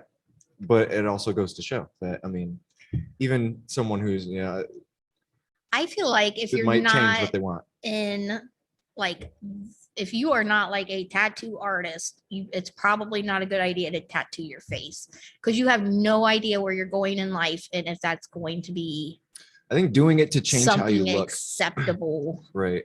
I think just like, I Because don't you never know the- what you're going to be. trying to be more attractive to the people around you. I feel like that's what Well, I that's see. always a bad choice. That's Yeah. what I see like so much of them. They want to get a quick tattoo because it's going to be Yeah. right on their face, going to change their appearance so drastically and be something so like out there, but it's not like, it's never like, like something that's so taken to heart. The things that Yeah. I see on people's face are such minuscule, like Trite. right. It's like, why do you have a Grim Reaper scythe on your face? Yeah. Like, I don't, What heartfelt thing? cool. What heartfelt thing it's made you want to cool, do but that? like, are Yeah. you deaf? Like, like, are you gonna die? Are Why you do gonna have kill three- why do you somebody? have 3 stars across the side of your No, I'm just beside your kidding. eyebrow? Sometimes Like, it's just because it looks cool. I get that, but all like I see a lot of cool tattoo artists and stuff with it. I could see that. Like it's, I don't know. There was a part of me years ago. I think I'm making fun of it because years ago I wanted a Grim Reaper scythe on my Oh my face, and then I gosh. was like, And I, then wa- you then I was came like, to your why would I senses. do that? Like I don't know. God, you didn't. But it's funny that people like you come up with ideas for things that really don't. I don't know. matter that much. Make Getting it like worth just it. tiny If it's little gonna things, be that. like little coffee cup or something. Like I've seen that, like it's cute, but it's just like Oh my gosh. I've seen those like this little Coffee tiny cup, is that what you cups, little said? drops and stuff. Yeah, Oh my God. but it could be it's random shit like that. Ice cream cone, you know, Gucci had the ice cream. He got that removed. I- Or the clone of Gucci. I got feel removed. like there's so Fair. many different levels of face tattoos. And a lot of them seem like they're not thought out very well or not executed very well. Right, exactly. Like a Which lot of people going Looks to them. trashy. What? It looks trashy Yeah. to me. And I think some people are like digging that trashy style. And I don't want to dog on too many people. Like I feel like I'm starting to dog on people with face tattoos, but it's like the trashy ones are the ones that are really dogging on. Like a lot of people I know have face tattoos, but like a lot of those people have good face tattoos. Uh-huh. Like Yeah, there is some a are really difference between nice. like spending money and like having a lot of intention into what you're doing, as opposed to being like, hey, can I get in for a tattoo today? I want to tattoo my face. As Right opposed to away. waiting 3-4 months Yeah, to get in to with an think it artist that, out. or like even like going to someone who you know you're gonna have to wait for, Yeah. and you know you're willing to go through these steps to Look do at it. this guy. Even if it was a tattoo this big, it's like shit, it's on your face. You'd be willing to wait Yeah. that long to get it if you have to. I Yeah. feel like it's like impulsiveness where I want to get tattooed and I want to show something Whoa. off And today. this is a face tattoo I found earlier this week while we're on the topic. You see that? I Isn't feel that beautiful? Like maybe beautiful is not the right word, but See, like now I if feel it like was if you're like, committed to that, Yeah. that's super awesome. And he's got that's- a full that's what you wanna bodysuit, be. and this is like See, the yeah. cap to the yeah, bodysuit. there you go. Like if you're that's a full transformation, and Let me see if I I can find more respect the full pictures of it. transformations. I do like that because it just takes a lot of balls and it takes a lot of like a lot of something to do that full transformation, but it doesn't look necessarily trashy. It Yeah. can look scary. It can look Mhm. like, whoa, you Yeah. literally look like an alien. That's I don't like, know I how forget- to approach you because you like I forget what you're that pretty guy- intense, but Yeah, I like, forget what that guy's name was. Zombie Boy or what Yeah. was his name? That had the full body and he had his whole face like a skull. Like I think that was really cool. That's I crazy. also feel like if a Yeah. face or neck tattoo is part of a full body piece, Yeah. it's not a face tattoo, See, like I don't right, like a it's tattoo. part of the whole body. I don't it's like part a of that whole body tattoo. especially with neck. Yeah, Mhm. like thrown on right here, like a piece. Just I'm not for, but like if it comes up and is like part of something, Connect the I'm rest all of your about it, tattoos and yeah. things, yeah. or if like it comes up around the jawline, if it's connected to something, like I'm all about it. Like if it's part of a piece, but like if it's just, Yeah, here he is. yeah, see, that's cool.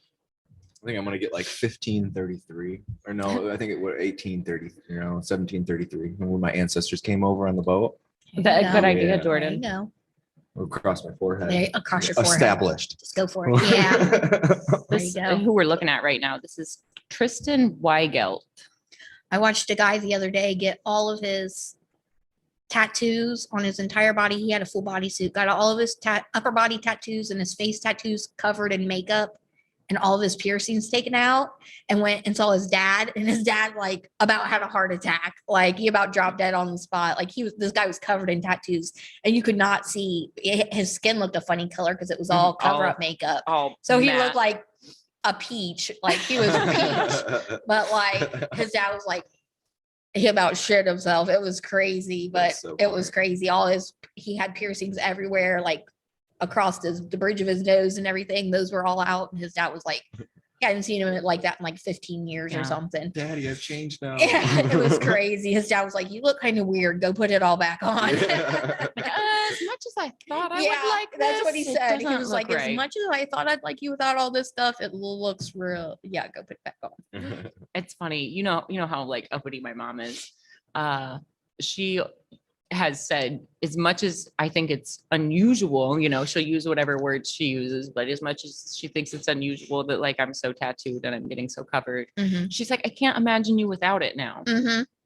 Yeah. Like when I first got my head tattooed and my hair's grown out, you can't really see them now. But when I first got that done, she was like, but now she's like, I can't imagine you without Yeah. it. And then not too long ago, she was like, I think she did a great job tattooing your design. I was like, oh, she drew it for me. I didn't. She's like, I thought you designed it. And I was like, no. She's like, oh, that's why it's important to pick the right artist, Mom. Do you feel like people's personalities change with always visible tattoos? Do you think that becomes like a face tattoo?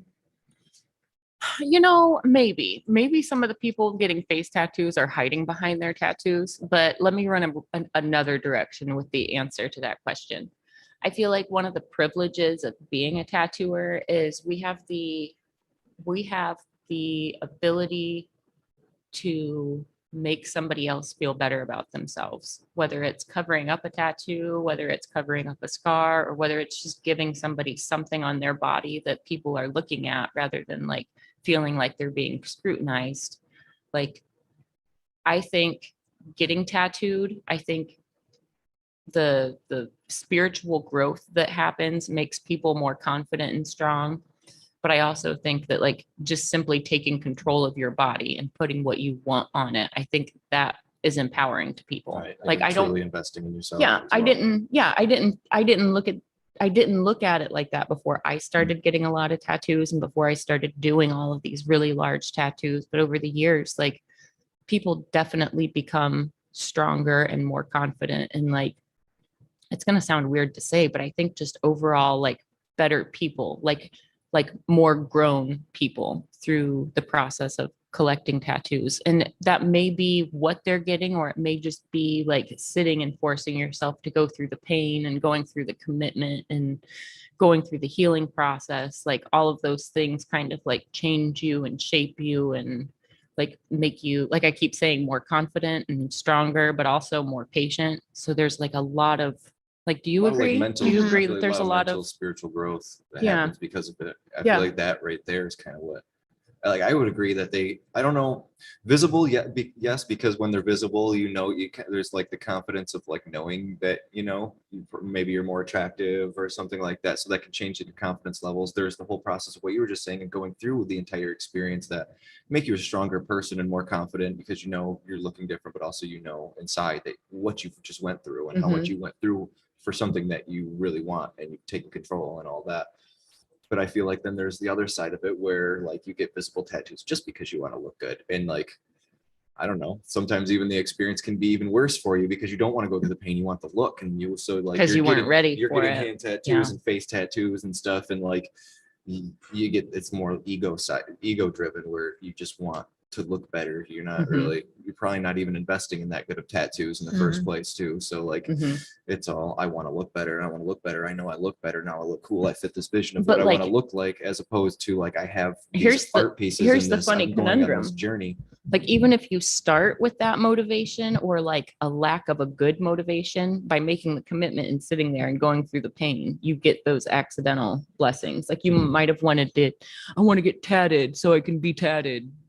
Or Reality will set in. yeah, And then, yep. The reality sets in, and You're- it's like, are you sure this is worth I do feel like as the though pain and tattooing everything? is a great ego killer, especially tattooing long tattoos. Like Mhm. that's getting tattoos, one of the biggest ego things. Like, you are letting go of so much power.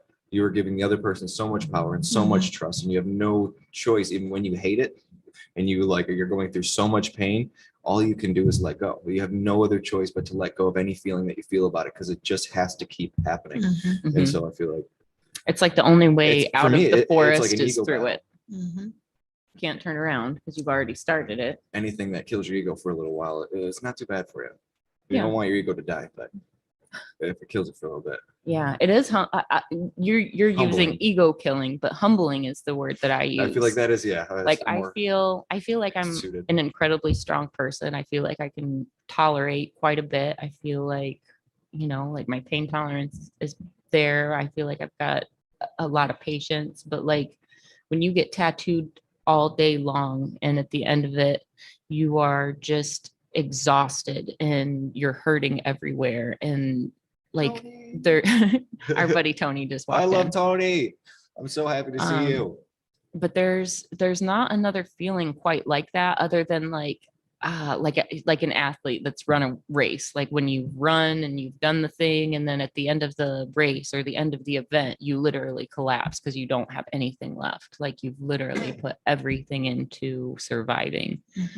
Some tattoo sessions are like that. And then, especially if you're foolish enough to do like 2 days back to back, that second day, it takes a lot to get on the table, but once you're there, it's like, Feels well, like the first day, you know, it's Yeah. not any different, but yeah, I think that's the hardest part is getting up for the second day, waking up, knowing it's like, definitely I get a little anxiety. you and things you like that, feel but beat up though. Like you feel mentally beat up, you feel emotionally beat up, you feel like physically beat You up. usually don't wake up feeling good, like, oh, yeah, it's gonna be a great day. It's Mhm. like, it's Oh, usually yeah. a little bit of an uphill battle until you sit down, like Fawn said. Do you have a couple of days after we have a long session where you're like, I just don't want to be touched? Oh yeah. Just don't like, touch me for a Those are minute. definitely ibuprofen days where Yeah. I'm like taking them like candy. Yeah. Yeah. I definitely have had sessions where it was a while before, like I didn't want hugs. I didn't want Oh, yeah. like, Guys, Especially guys when so my light on chest. my back that like it's not, my healing is so easy for my back. Mhm. And like the first 2 days when it's like wet healing, like you know Mhm. what I mean? Like that's Gross like and when it weepy. feels, and it feels more tender and kind of Mhm. bruised and stuff. But after that, it's I'm pretty fine. Pretty fine with it. pretty fine with it. My kids have But I'll known find out again. I don't know. It's been long enough for me to kind of forget a lot of feelings. So my here kids this have month, I'm gonna known find out. the last 3 times like that I've been getting my chest done. Like they'll go to hug me and they'll be like, "Oh, tattoo, tattoo, tattoo." I'm like, "Yep, tattoo. I Don't am- touch." I'm the worst. I'm so forgetful when it comes to like when I tattoo Emily, like always touching her tattoos. and Yeah. stuff like You're the one that put it there and you're the one that forgets and keeps messing with it. Yeah. It's like, it's all right. I'm putting tattoos in the places I love to touch. Yeah, I go to his guy at the end of this month though. Excited for that. Last 2 sessions, we're gonna finish it up. 2 sessions. Then it's time to go down to the cheekies, down to the butt cheeks, and around to the stomach. Probably have him wrap up here and come Nice. down. Nice. Just get that full. I'm excited for you to understand what the butt cheeks feel like. I'm not. I've heard the butt cheeks are not fun. They're not at all. The worst part is the whole thing. The worst part worst part is is all of all it. of Like from the sacrum all the way down. It only gets worse. Ouch. Yeah, it's no. I mean, it's worth it. Like when it's a full back piece and that whole Wish I could just plane get of like the an body epidural is or covered. something. Numb me, like all of that. How much extra would you pay for a spinal block? How much extra? Yeah, if you could get a spinal block on the day, like if there was like what do they call anesthesiologist? What if we had an So first anesthesiologist It available? has to How be- much it has extra to would you become pay? common. It has to become common. It has to be something that people do all the time because I'm not going to be that asshole who's like, I'm going to get the epidural for this tattoo because I'd rather just go through the pain of it than the shame of it. I don't think I'd do Numbing an creams are epidural. fine. Like, but- but like to see like Post Malone get put out. Like, did you see him getting his tattoos? Like, it was like the I kind of roll my eyes at that. It's like, man, if he I can got do it, you can anesthesia. do it, bro. What? he got anesthesia. Mhm. I'm pretty Put sure. out, put out. Yeah. Now, Oh what my was it So- just and there was God. like 4 or 5 artists working on them in different areas just to like pound out a ton of them. was or it some was dumb it just shit. gas? Was he just like knocked out with gas, or like was he It was literally general, like it was general anesthesia. and they had IV. an Oh my they had an gosh. anesthesiologist. They I had the can't even whole look at works him anymore. way around him. how much extra would you pay if you could have that? I wouldn't do it. Like- I luxury. wouldn't. I wouldn't I do wouldn't. it. I wouldn't. I would have to be awake for my tattoo, or I'd be like it'd be a random piece of something And stuck to my I skin. respect my like, artist so much that I want to hang out with them. I don't want to be gone yeah, for it. you'd have you to be know? part of the process. Like that'd be like, I wouldn't even want to give birth like that. Like, okay, here's a random baby. Where did this come Right. from? Yeah. Right. What the hell It's just like, I know happened? it hurts, but that's part of what I love Yeah. about tattooing. I do Yeah. not like the pain. I'm not masochistic in No. that type of way, but I also enjoy that I have to Being a go part of through the it. pain to get it. That there's Yeah. like an initiation for what you're getting. Like you have to achieve the piece. Like you have to go through it. You have to let go. You You gotta have do all to the earn things it. that we've talked But about. earn it. Yeah, and that's what makes I feel it makes a tattoo so special. That's crazy. I didn't hear that. Got put out. That is insane.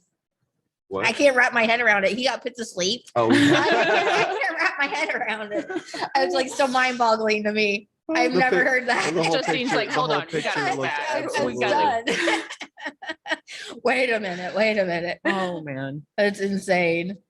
But I mean, think Yeah. about people that are sitting there drinking cups Clout of lost. lean. Like if they're sitting there drinking lean while they're getting tattooed, like you're sipping on codeine. You're not experiencing anything. Mhm. Like, granted, that's not an anesthesiologist, but like, And it's funny to see big Yeah. name people do that, where it's like, oh, I don't know, you're such a bitch. Come Yeah. on. That's crazy. Like I all mean, right. I'm not calling Post Malone a bitch, but that's a bitchy I move. felt bitching out getting numbing Think about cream on my All the sternum. people who have to go through shit like that, like I mean, I don't know, to disregard all that just for the looks. Yeah. I hate when people do shit just for the looks. hmm It's okay to look good and to want to look good and to do extra work to look good. Yeah, I Well, agree a like- little bit with what you're saying, though. There is a little bit of a rite of passage. Like, even if we're using numbing creams and things like that, like I always say, that's just a little bit of a head start. Yeah. Like, you still have to feel It's it. never- That's Still just feel gonna it. like Oh ease my us gosh, in. yeah, you know still what I feel mean? It's it. never going to work the whole tattoo. No, It's like you're always still doesn't. going to feel things. It takes the edge off. Yep. And it might make it completely numb for a little while. It's like taking some ibuprofen beforehand. Like it's not that much of a, Well, and we were on your sternum. yeah. You get such a short little window of Yeah. time for that It's area. not But I find lidocaine does not work very well. Mm-mm. yeah, when that you got to have like the areas where you've got a little bit of like fatty tissue under the Mhm. skin is where it just holds much better. Have we used that on other sessions on you, or Mm-mm. was that the first That time? was the first time. You are a trooper. We didn't use it in your elbow ditch or your Mm-mm. armpit areas. Mm-mm. Justine's more gangster than I am. But I do drown got- you in back teen. Well, yeah, I like the back team. Yeah. I like we the do a back lot of team. back teens. Yeah, love the back team. Everybody team loves works back team. So good on me. Seriously. Everybody 'cause, loves the back like team. when guys working on me, it goes from pain, nothing for like Yep. 10 minutes. Yep. and And then then pain, pain, pain, pain, pain, pain, pain, pain, and then back and team. nothing. Nothing. Yeah. so That those works well on me those little too. breaks are so They're so good. important. Mhm. Yeah. Or you wouldn't be able to get through it. Like if you didn't have those little It- 10 minutes where there was nothing. It's so I feel funny like my that- back would be a much harder piece if it wasn't for the way guy uses back team. The way the back teen, like it works great at first and then it slowly fades. And you Wears off. almost don't even realize how much Uh-huh. pain you're in until I'm like, do you want more back teen? Uh-huh. I'm like, Then you get a Yeah. window of hope with some back team and then it just wears off again. yeah. But it's nice to have something to look forward to. Those little things to look A little forward bit of to back on the team way there. wash. It's like, oh, I can't wait for the back team. I don't care if it's doing nothing at this point. Like, I know back Just a team's know it's coming. coming. swipe down. I know The it's thought of coming. it sparks It's joy. almost here. This sparks joy. What do you think, Walt? Does it make you excited to hear us talk about how painful some of these places are? It doesn't make me excited. I mean, most people know that being tattooed is painful. It depends where you get it. Yeah. pain- I have fallen pain asleep is- on my arm before. Yeah, Fawn has been I like, don't know how Justine, it are could you excite awake? anybody. You're falling I mean, asleep how on could- me. How could pain like that excite anybody? What a weird question. Pain, Not really. fun, physical but- pain is usually a temporary thing though. Yeah, if you've got that mindset going into it, you know it's only gonna suck for so long. Mhm. I you get know? really excited when I hear about the pain of other people's tattoos, though. I think when you start getting really tattooed, it gets to the point of like, when you're not tattooed, it's like, oh, it's like I can only imagine, you know, what that Mhm. feels like. And like, once you get tattooed, it's like, it's like, oh, You if get you it. see someone It's else like, with a note, it's like, you Welcome know. to the club. It's like, Yep, oh. I Welcome see to the that club. elbow tattoo. You know. Yep. Like when you see big hand tattoos that like have been multi-session and things like that. It's like, But it is Welcome to the club. it's so Welcome to hard the to club. imagine like what that feeling is. And I'm always so honest with my clients. Like before they get tattooed, I always want to be, This and is I'm so gonna hurt honest with anybody. bad. Like I almost love talking about how much it hurts and hearing Mhm. about how much it hurts because I'm like, yeah, it hurts. Thank God someone's talking about the fact that they fucking hate Yeah. it Yeah, because I it fucking sucks. hate it. It's Like, really gonna suck. I hate it when people are like, nah, it's not that bad. It's like, Yeah, no, it's that it's bad. bad. It's always bad, but it's not intolerable. It Yeah. just sucks after 5 hours. It's only you gonna know? hurt for so long. You Yeah. know, it's you can tolerate any amount of pain for so long. Like but we've also got to remember that like a part of the human defense mechanism is that we forget pain. Mhm. So like we can really be going through it, and in our own memory, like we're gonna remember that back bad. and it's gonna be Yeah. like, oh, it It wasn't wasn't- that bad. But really we Time- have not to bring up childbirth we have again, literally but that's how you have forgotten. so many. That's why you have more children. You're like, Yeah. oh, it wasn't Time is- that bad. Time Yeah. is such a funny thing too when you're getting tattooed. Like the mental check marks you make, like between like while you say you got like a 5 to 10 hour day, and it's like you're starting the day, you're starting the day, and you know say, "Ow, it fucking hurts really bad off the bat," and you're like, "How am I gonna get through this like today?" And it's like you're sitting there, and all of a sudden it's like an hour goes by, 2 hours goes by, and you're like, damn, somehow I just made it through. Yeah. I just made it through 2 hours. Fuck yeah. Okay. Well, now I'm this far. Cool. The game started. I Yeah. might as well, let's keep going. Mhm. And then another 2 hours goes by and you're like, holy shit, day's kind of Yeah. almost done. That all really sucked. But Yeah. it's like, as Time as flies it goes when I'm on, here. it still becomes less. And you like, I don't know, those achievements. I love that. I love Yeah. when you think it's going to be so bad and you're like, how in the world am I going to do this? Yeah. and then you do it. Yeah. And then in the end, you're like, oh my God, I kept thinking I wasn't gonna be able to do this. Yeah. And then I still made it through and went through an Mhm. entire 10-hour day. Holy shit. Yeah. And it was the worst thing I've ever gone through Yeah. in my life.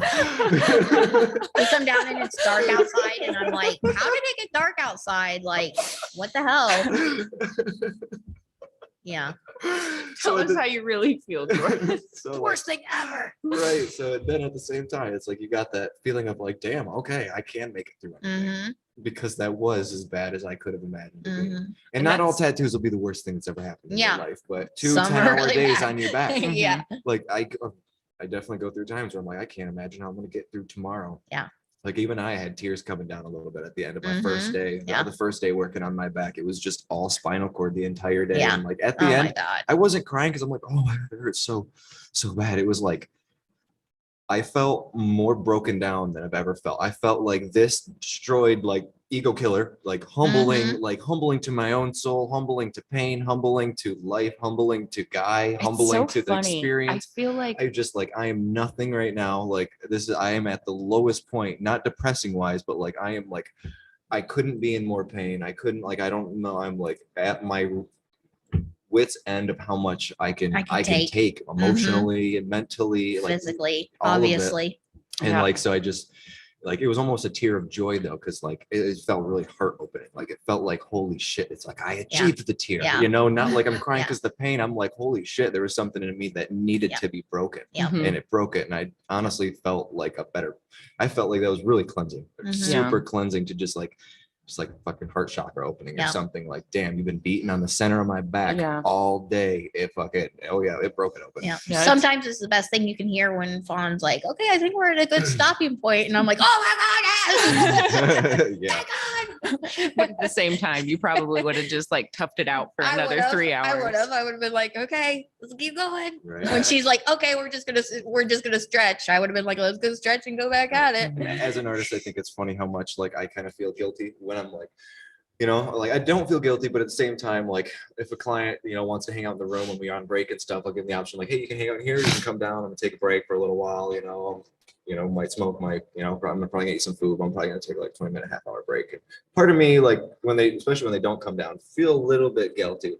But that's just like my inner, like making anyone wait around for me kind of does that. But it's also what we're gonna do. We need to have a Mhm. break. I need to Yeah, my you break. gotta have a break. But I always remind myself, and when I get tattooed, I'm always reminded like, holy shit, I need this break. Yeah. Like that Mhm. 20 minutes, fuck yeah, flies by if Yeah. I'm up just waiting there, waiting for them. Yeah. And like Mhm. I am looking over my shoulder every minute for the artist, Yeah. for Guy or Sutton. It's like, I love you, Guy, but like right now, I Mhm. hope you stay out of here. 10 Yeah. more minutes. Give me 10, some give me time. 10 more minutes. 10 minutes goes by. I'm like, hope I get another 10. Yeah. It's funny, like Guy and Russ are the two that I'm thinking about the most, but those are the ones where like, because it was my torso, it's armpits, back, but like those break times were like, even when I was at Ink and Dagger, hyperspace, it's really easy because you've got all the nature and stuff. But even when I was at Ink and Dagger, like I'd just go out the back door and literally just sit on the curb and smoke a blunt by myself, like just to like recollect. And that's where like I definitely started getting, not necessarily more liberal with the amount of breaks that I take, but the time that I would take on my breaks. Because when I was going through a long day and I just sat for a 3-hour stretch of tattoo time on a tough place, like all I want to do is just like sit there and then bring myself back to center. So, no matter what, whether it's been 5 minutes or 25 minutes, it's going to hurt when we get back into the Mhm. tattoo. It hurts Right. after Yeah, no every matter break. what. But like, sometimes I just think Still to it's so recollect yourself and worth it gather to just yourself. like, just to pull everything back together, to like check in, like I feel with that's what happened. yourself. That's what happens when you like with me when I like pain over time. Like I feel that You got to I like feel that talk the collection jitters thing out of because yourself Mhm. I on the feel like my head breaks. I start getting outside my body a bit, and when I start dealing with pain less and less, I see my mind clicking into pain quicker, clicking into things, and like my reactions are coming quicker as opposed to me being like, no, dealing with the pain. Then it becomes like more like instead of like dealing with it. And then I almost feel these like pulls from myself in different directions because it's just like I can't gather myself. And sometimes it's nice to have that time to just exactly that, pull yourself Mhm. back to center, bring all those feelings that are making me go all over the place. So then I can be able to sit there and deal with it in my head. Mhm. You know, It's deal with almost the like pain you got to better. like talk the anxiety away. You got to remind yourself that you've made this commitment. You got to remind yourself nobody's ever died from this. Just the, Do you That have was those just the- moments? Like nobody's just the died from time to this, breathe right? normally. Sometimes you don't realize that we're starting to go Mm-hmm. Mhm. for 15 minutes Yeah. straight, even 5 minutes straight. Like you're taking half breaths for 5 Yeah. minutes. That's half the amount of oxygen you should be Mhm. taking in. Your head's going to get impatient. It's going to Yeah. get really impatient.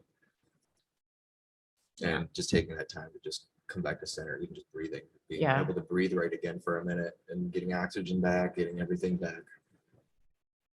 Oh, That's what I do. I get unconscious of my breathing when I Mhm. start getting through. I get anxiety or I get pain. I stop Mhm. focusing on that. Then I realize like, oh man, Yeah. or I'm not breathing at all. Yeah. Always breathe. I hate Breathe. that defeated feeling. It's something that comes with every large tattoo though. It's like, you know, it takes long hours to achieve big tattoos, but like as a tattooer who has also collected a lot of big, like heavy duty work over the last few years, like I'm constantly in touch with like the the tolerance of pain, you know Mhm. what I mean? Rather than Mhm. watching the clock, like I really, you know, like I usually have my whole hand and like my arm on you, like, you know, I'm very connected to my clients while Mhm. I'm working on them, you know what I mean? You're very good at knowing exactly how long you could keep a needle on someone before they're break. gonna punch your hand away Yeah. from them. Like you know how long before it's intolerable. Like you know, Yeah. and like There's- at least with me, you know how long you can keep a needle on me before it's too much for me. Yeah. There's Like I've never sensitive, been like I can't take this Right. anymore. I'm gonna freak out. yeah, I do my there's best tells to with stay the pretty body. intuitive with my clients Yeah. as well. I feel like there is an intuition with, if you're, I mean, I don't know. I feel like you're definitely that way because My goal isn't to break anybody. Yeah. If I break listening to you, your then our clients. session's over. Well, yeah. You know what I mean? But like, And you don't want to come back I and get more wanna- tattoos from someone who's causing you so much immense pain Yeah, that you freak out. but like, or they're not listening to you. And we're listening to your pushing pain right levels, up to so that you just- line a lot. Yeah. We're definitely pushing right up to the line of tolerance, but I don't want to break people, but I still want to work efficiently. You Mhm. know what I Yeah. mean? And that efficient is sometimes Right up to the is line. the kindest thing I can do Mhm. is like, okay, this is going to suck for a moment, Yeah. but I'm going to be as quick as I can. Yeah. And sometimes that's the kindest thing I can do. And that's where like with every touch of the needle, I'm going to get as much out of you and that needle Mhm. as I can at the Yeah. same time. And like, I can tell like late into sessions or like say we're on an elbow area or like the little armpit curve area, like when it hurts real bad, sometimes people hold their breaths or they just tense up, or like sometimes there's just the littlest tells that I can feel in the body when I know it's more painful. And those are the times where like I might work a little bit longer without going to dip for more ink, but that's Mhm. really just so I can save you that 5 seconds. Mhm. You know what I mean? I'm going to just get the most out of this. Yeah. Okay, catch your breath. And you know, sometimes like in those painful areas, like I'll just like hold my hand on you and kind of Mhm. like comfort and massage Yeah. that skin while I'm like dipping colors or doing whatever. And, you know, I'll come in and like baby the area with Bactine. And then it's like, okay, here we go again. Yep. Another 30 seconds of this is going to suck. Yeah. But there's a lot, it's brutal and then baby, Mhm. brutal and then Yeah. baby. I feel like But I don't I'm want always- to, I don't want to break people. always trying to pay attention to that and teetering on that line a lot from being like the line between relentless and efficient and being like really overly You know caring. what? You're the like perfect where- person to talk to about this. So there is a tattooer. I'm not going to say his name, but I used to watch him work when I first started tattooing, and what he chased that breaking point. He wanted to break Mhm. people. Do you Mhm. agree? Yeah.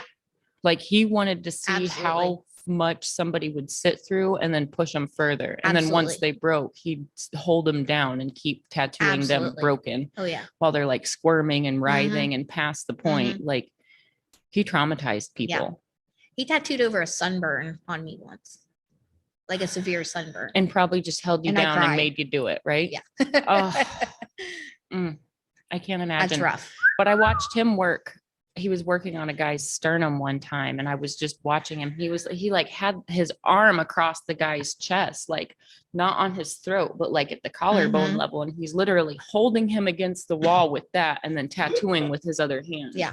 Like you're pushing this guy against the wall with your full weight Gritting and his just teeth. carving into him. Gritting his teeth. Fold him Yeah. up. Like the neck. it was the most intense. Yeah. And like, I don't want to say I was sick to my stomach, but I was definitely uncomfortable. It was like, oh no, like I feel his pain in the Like, room. I thought Like, that was you are tattooing. traumatizing him. I thought that was tattooing for years. No. Like I was like, oh no. okay, well, this is tattooing. And then like I went to Fawn and I was like, oh, this isn't what tattooing was. This is nice.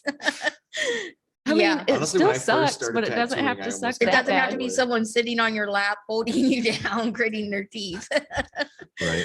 I do, like I said, like I'm always trying to find that boundary though, not between relentless and aggressive. Like, Aggressive, severely I aggressive. try to stay between relentlessly. I like to be relentlessly efficient. Mhm. Yeah. Because I like to work fast and I like to keep working. And a lot of my styles are like, say, like dot work, where I know I have probably 500,000 dots to put in a piece sometimes. And I know like I just have to keep doing it and keep doing it and keep doing it. And like sometimes that's the type of thing where like there is that little bit of break between each one, but there's also not really a break. And sometimes I can just go and go and go and go and go and go. And I get so into the moment. And then and then like I'll stop for a second and and do that. And do, Do that. and Stop. try to not give them pain for a minute. Oh, But I can catch your breath. but also like Oh, you've I been holding your breath for 30 minutes. but I also I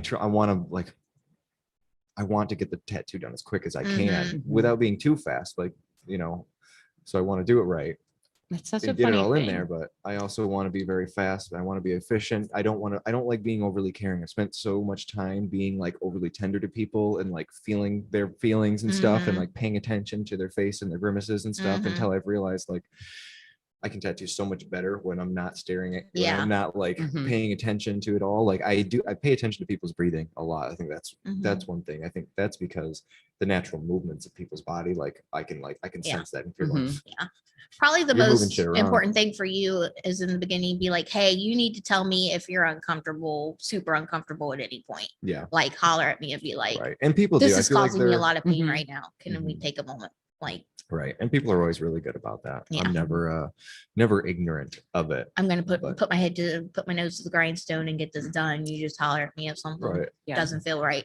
Sometimes late into sessions, I'll be like, if this starts hurting bad, remind If me you- of if you're that holding pain your I breath- can Yeah. one wipe and you'll feel Right. better. Let me know if you're holding your breath. If you're getting to the point If where you're you turning just blue, can't. holler at me. I feel like that's usually a pretty good sign of like tattoo is hurting too much. Is Yeah. if you're having to go Yeah. the entire like you're on a 15-minute stretch here. Like Yeah. we Yeah. don't have long. It's going downhill unless like you Mhm. muster up some strength. The boat's sinking. Yeah. Yeah. Because I feel it in myself. I know that because when I start feeling that way, that's when my head starts spinning a little bit. And Yeah. I'm just like, oh man, I just kind of want to be fucking done. Yeah. You know. So how much do you feel that you are a part of their experience? And do you remember the experience down the road? I think that's an important responsibility for a tattooer to remember that we are attached to the tattoo. I was talking to Andala one time and I was like, isn't it kind of cool to think that like right now, and it was like around the holidays, so people were gathering. So I was like, isn't it cool to think that right now in, dining rooms all across Ohio, people are saying your name as they're showing Mhm. off new tattoos that they've gotten from you. Mhm. And she was like, huh, I never thought about it like Mhm. that. It's like right now, anybody who has my work, whenever they pull up a sleeve, like they say my name Mhm. to the next person. Uh-huh. And Mhm. I feel like with that, when your name is attached to it, the whole experience is attached to it. Because sometimes people won't even talk about the tattoo that I did on them. They'll just talk about like, oh, we had this for dinner, we Mhm. watched this, we talked about this, Mhm. da da da. Like, Mhm. Yeah. I feel know? I feel like the experience is kind of everything. It's part of and not everything. It's part of it, makes a huge part of it, but also We have a Doesn't always, responsibility it doesn't always, to make it a it doesn't good always have to be. experience. I think no matter what, it needs to be either neutral or positive, because it is like the experience is everything to how a person's going to see that tattoo. Because if they have a bad one, they're going to remember that forever. And I've talked to a lot of people with really, really good tattoos that went to an artist that were weird or something that, you know, they got mad at them, or they got like weird and kind of like predatorial, you know, and we're got put in a spot with that. And so I do my best to have a great experience. Like I love it. Like I like making sure that like we're talking about positive things. Hopefully we're laughing and stuff. I try not to be like completely shut up and quiet and stuff the entire time. Yeah. And I think it definitely affects it. I don't care to be someone like you remember me forever. Like of course your tattoo is done by me. Like I want you to have this cool piece of art and stuff and like that. But I don't want you to remember me for being anything less than anything bad. Like, cause I think I don't want you to ever tie my name to this tattoo in a way that it was bad. I want it to be done and walk off and feel fucking amazing. It's yours now. Even though it's painful, it should be nothing I but can make good it positive, energy that's going way better. into Yeah. it. You know what I mean? If it's good energy, good intentions, and you know, if our goal is to give our collectors a good experience, you know, it's funny. Sometimes when tattoo artists are burnt out, they kind of get chips on their shoulders. And it's one of those things that as tattooers, we need to be really careful to not take it out on our current appointment.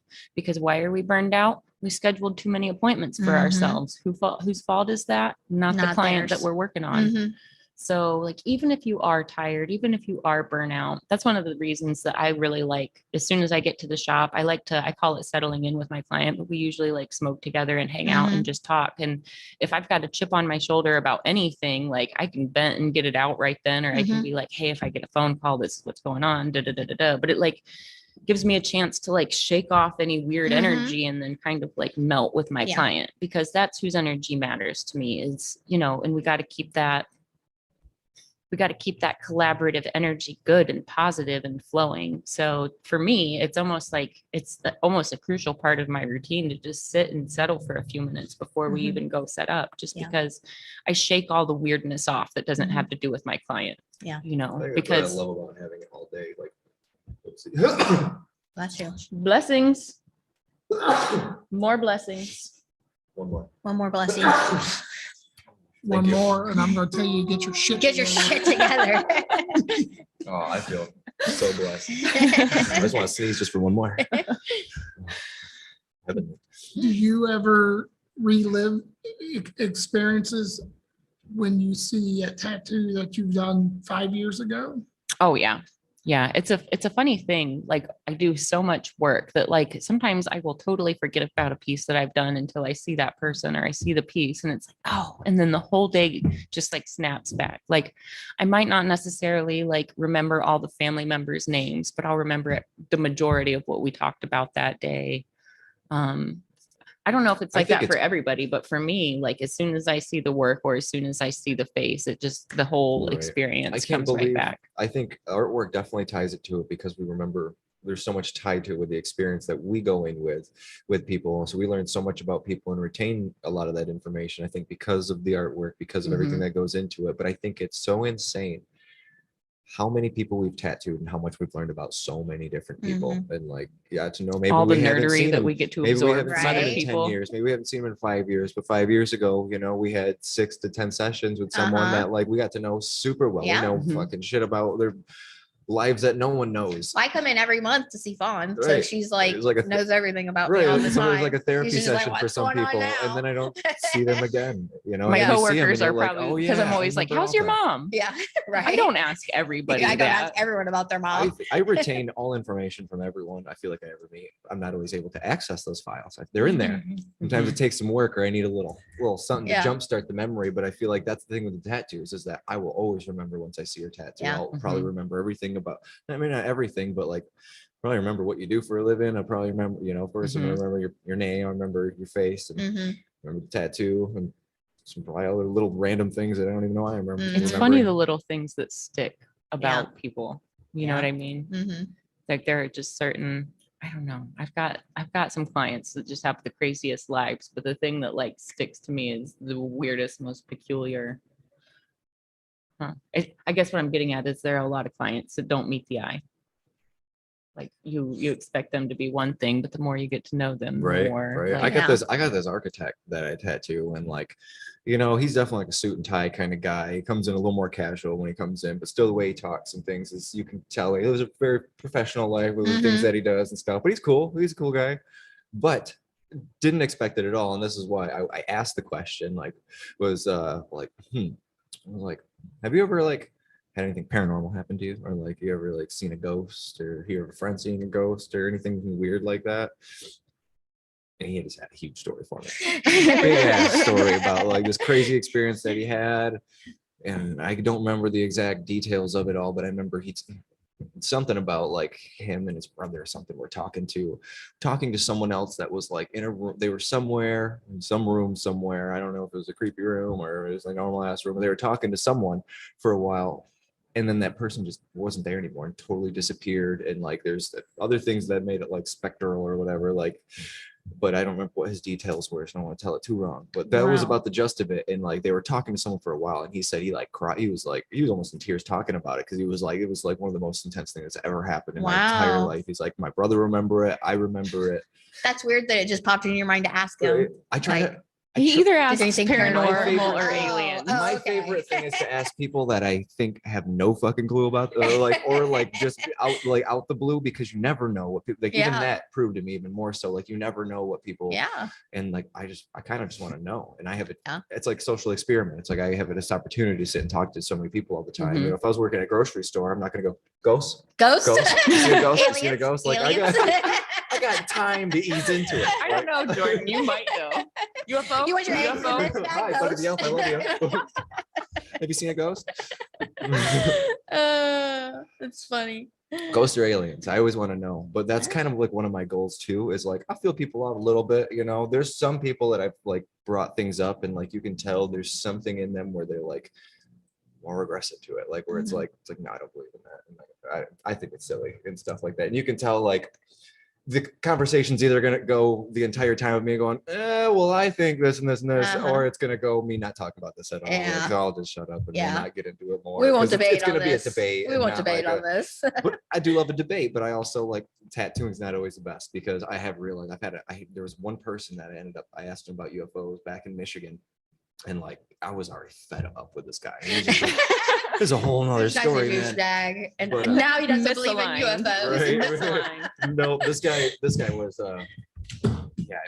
it was a 3-day session on this guy, and he started drinking and sneaking it behind my back. He was drinking Red Bull the entire time, and so he was just super chatty. And the first day was cool, and I was like, yeah, but then he started drinking and just repeating everything he was saying. Oh my Then he gosh. just gets into politics and Oh, like just geez. getting into the opposite politics that like any of us want to talk about. That's why we're not talking about politics Yeah. during tattooing, because that's not where we want to meet. Yeah. We don't want to like be on that level here. No. Like this is where we transcend this shit. Mm-hmm. And then it just like I'm not putting it.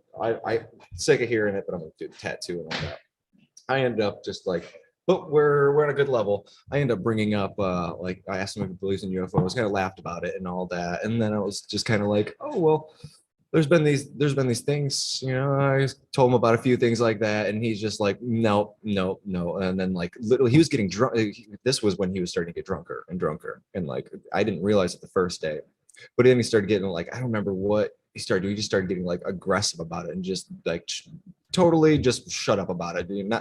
He wasn't just shutting up about it. He was just like all these like just being like aggressively like nope, no, that's not like. And I'm not trying to push the subject. Yeah. He just started being like, no, that wouldn't be a thing. He wasn't even like a religious guy, just like it was a silly subject. Yeah. And I'm like, okay, well, we're not gonna talk about this. Yeah.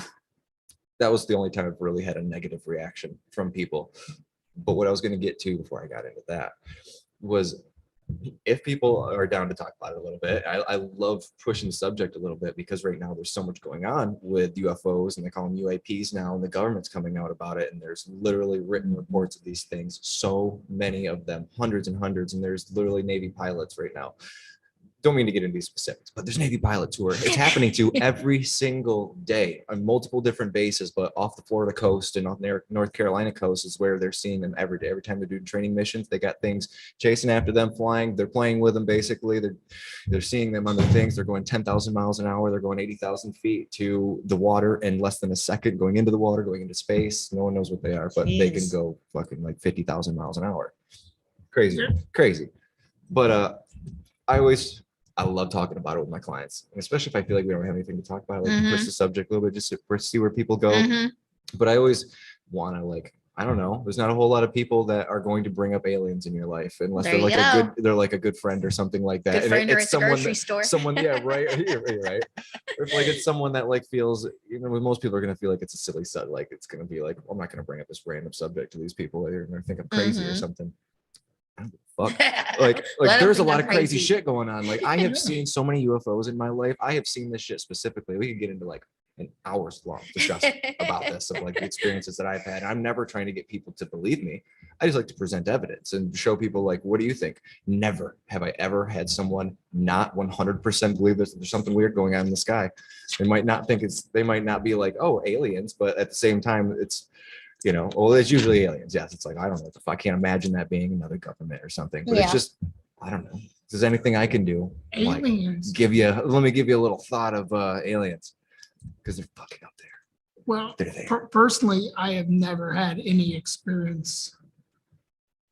I can't specifically say I've seen a UFO or an alien, but space is so vast. We can't be it. Right. It'd be like taking a cup of water out of the ocean and looking at it and being like, well, there's no fish in here because I don't see any. Exactly. 500 billion stars in our galaxy. Most of those stars have planetary systems around them. Then there are hundreds and hundreds of billions, if not trillions, of galaxies. Mhm. And every one of those galaxies And got we're it. trillions of stars. That's it. What are We're we, it. God's favorite little planet, Right. like God's favorite galaxy, God's favorite. Yeah, I fucking- doubt it. It's just crazy to think. Like, if you were to ask me, like, I love to just think about it. Like, I don't, who the fuck knows, but I think the universe is super populated. We just haven't found the instruments to be able to figure that out. But have you guys heard of the James Webb Telescope? Mm-mm. Oh man, this is the craziest like technology.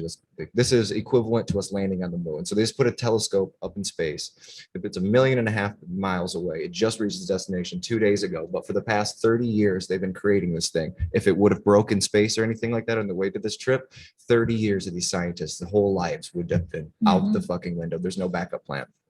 But what this thing can do, first, to give perspective of what it's capable of, it can see a mouse on the moon. Like if it was on Earth, it could see a mouse on the moon. So what it's going to do, the Hubble telescope is where we've seen every space image you've really seen of all the nebulas and shit like this. This thing can see over, like, I think it's like 5,000 times farther and deeper than the Hubble telescope has ever. The Hubble telescope revolves around the sun. The James Webb revolves around the Earth. The James Webb telescope is 1.5 million miles away, revolving around the sun.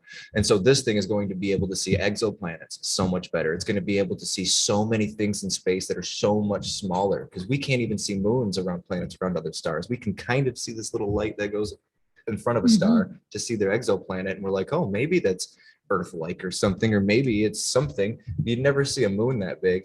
You know what else you'd never see? A spaceship. Maybe the James Webb will see a spaceship. But regardless of that, they're going to be able to see those exoplanets and like all those things and all the other moons so much better. And I think we're going to find out. I think it's literally going to happen so quick when they turn this thing on. They're going to see so many more things in space, because it's also infrared. I leave for 2.5 minutes and he's talking about down the rabbit infrared hole. and We're exoplanets. down it. We're down it. So 2.5 minutes. it's capable of infrared too. So that's the biggest thing about it, is the Hubble telescope is like, you can't do the infrared. If you can see it infrared, you can see past all the gases and so many things that are in space. So they're going to see way farther. They're going to see way more things, and so many things that are in the infrared spectrum that we just don't see that are out there. What's this telescope called? The James Webb one that went up. Did you hear about that? Mm-mm. Oh man. I mean, I'm hearing about it. Gave them the rundown. Past 30 years they were working on it, and so that's a 30-year project. It's equivalent to landing on the moon. So it's like, that's how big of a Excellent. project this Nice. is. So just reached its destination like, I think yesterday or the day before, 1.5 million miles away. Goes around the sun, doesn't go around the Earth. Hubble telescope goes around the Earth. So it's going to have the Nice. most distinct, the most clearest images, and it's not just clear images of space. It is like, it's going to see past the Big Bang. Like it is going to see so they don't know. Like if there is past a Big Bang, we're going to see it. We're going I'm to see. excited. We've been getting a ton of excellent new imagery from all the new satellites and probes that have recently gone up. So They I'm have excited. Each plate, they got these huge hexagon plates, and each plate on it, it's about from there to here, and And the thing they're is- made of solid gold. My clients are nerdy or enough gold plated. that they'll bring me specific photos from stuff like this to work off of for some of my space tattoos.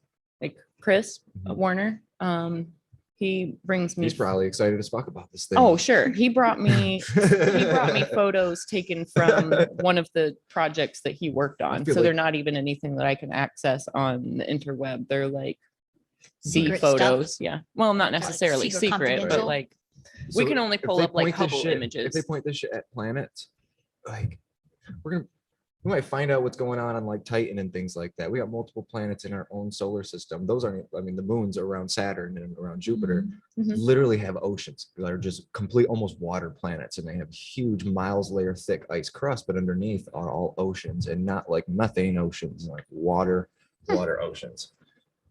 I think there's like 3 or 4 different ones that they know that are totally like ice capped, like Titan, Enceladus. But those ones for sure. Wow. But aliens, aliens, they're Aliens. probably They've gotta be out they're there. probably in our solar system. We just You're not like plugged even in? our solar system. You can be 1.5 million miles away, and you're just past the moon. Wow. Haven't even hit Mars yet.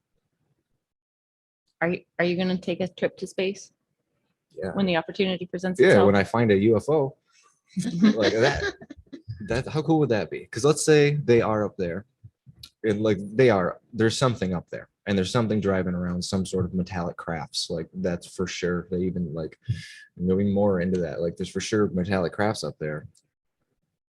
What all it takes is for one to be on the ground. Like all it takes is for one person, one asshole to get it, and they can go across. Maybe you can go across the universe with it.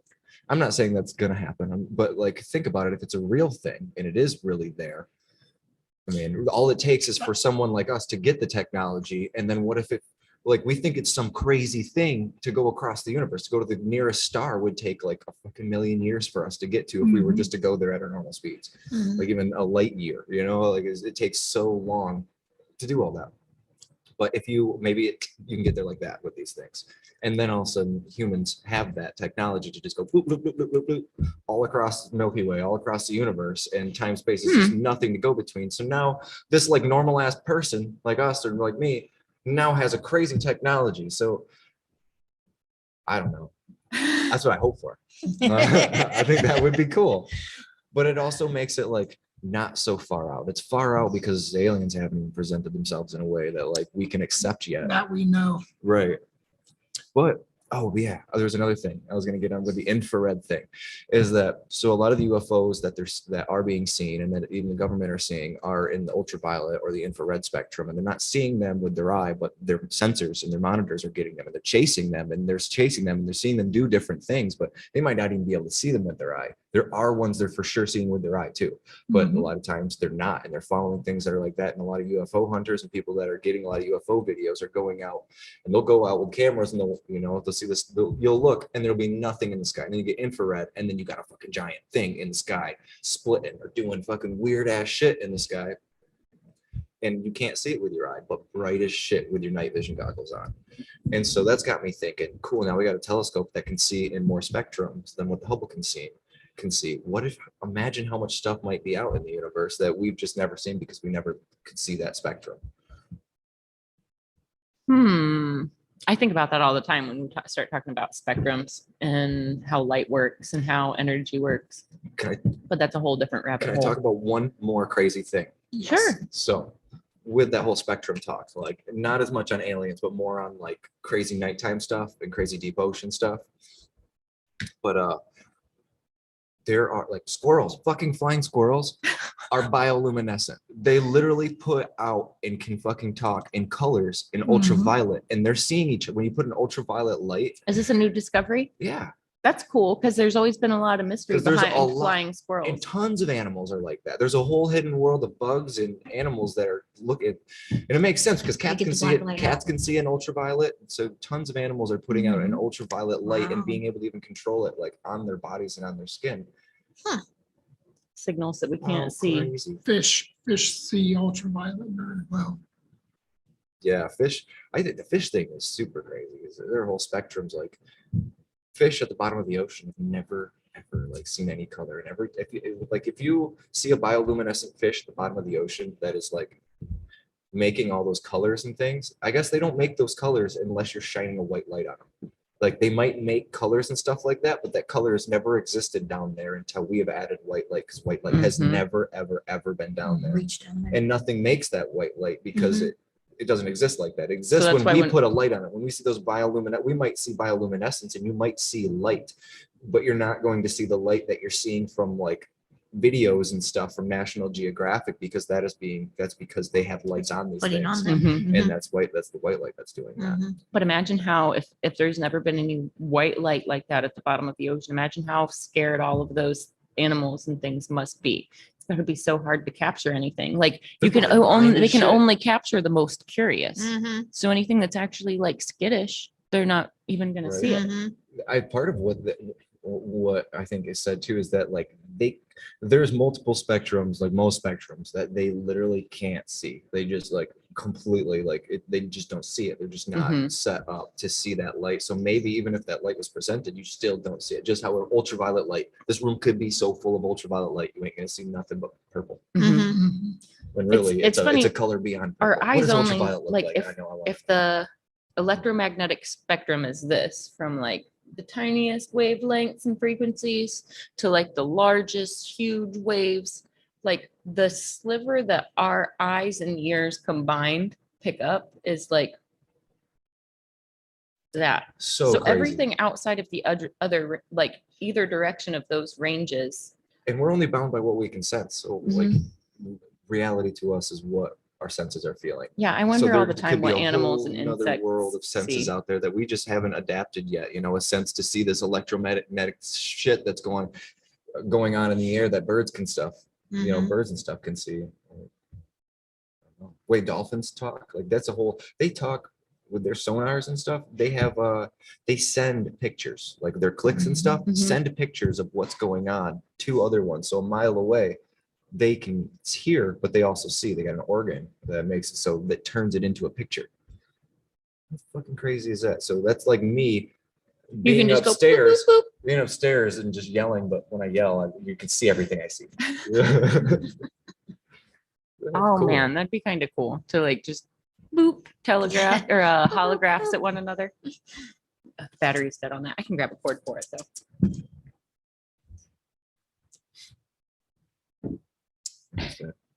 Aliens. Well, what other good questions you got for us? Me? Well, I don't know. They just pop up as we're hanging out. How many people do you, how much business do you get from Marion still, Fawn? maybe 25%. Yeah. Yeah. Even when I was in Okay. Marion, a solid 50% came up from Columbus. Yeah. So, but probably 20%, 25%, maybe a third, somewhere in there. But then like, do you count family in that number? I wouldn't No. count. I wouldn't count family in that Mm-mm. number, but. Right. Do you ever see yourself changing locations again?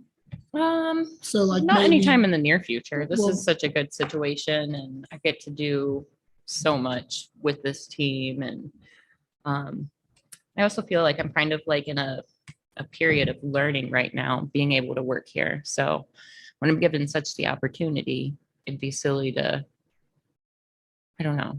It's definitely not the time. I don't know, like, I don't see anything in the near future that would draw me away from here. The reason why I ask is I just thought that maybe 20 years from now, you're working in, let's say Utah, and someone says, "What, do you ever get any Columbus, Ohio customers still?" I mean, I have Michigan clients that come down. So, you know, like I just worked on one of my schoolmates the other day. She drove down from Michigan. I don't get a ton of out of state people outside of Michigan, but here and there I get a few people that travel in, and that's always weird. It's like, so how do you find out about me? Like, Mhm. it makes sense in like the Ohio area because like word of mouth, and like if your friends follow me, I'll probably pop up on your feed and as like a Mhm. recommended whatever. But when Mhm. it's somebody that's in like totally different states, like, well, how do you? And then like through the grapevine, they'll know somebody that lived in a town that I lived in, or like Mhm. there's some few degrees of separation. So it's kind of cool to see like how small of a world it is. The client I was just talking about a minute ago, Chris Warner, last time I went out to Vegas, we ran into him at one of the airports on one of our layovers. He was headed, I think he was headed up to Salt Lake City, and we were headed to Vegas. But it was like the perfect example of, oh, hey, look at you. And like seeing each other in like crowded airport with masks on and like luggage, and still like locking eyes and recognizing each other. It's really cool. Here's a cool thing about tattooing. It's really cool that by being a tattooer, I have friends and connections all over the United States and all over the world, really. Like the tattoo community is so interconnected. You know what I mean? Like we all follow one another, and we all like, within certain communities and circles, we know one another. So for me, it's pretty cool to think that like there are people that I've worked on all over the country, and there are people that I've worked on that travel the world. And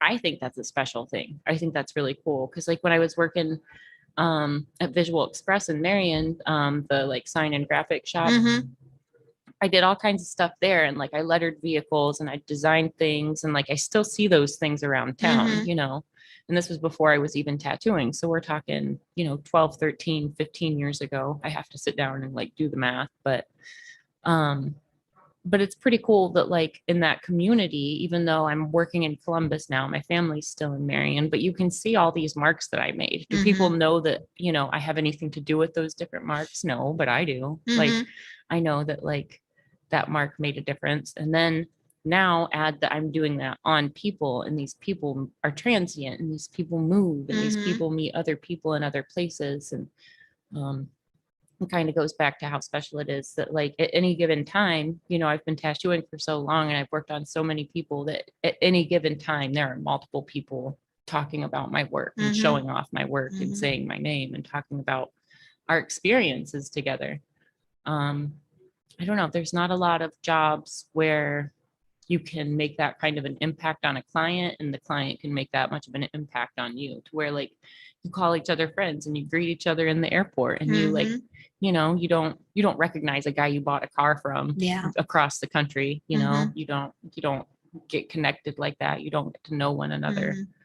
But that's probably one of the things that makes me look forward to continuing to grow in the tattooing community, and to continue to grow as a tattooer.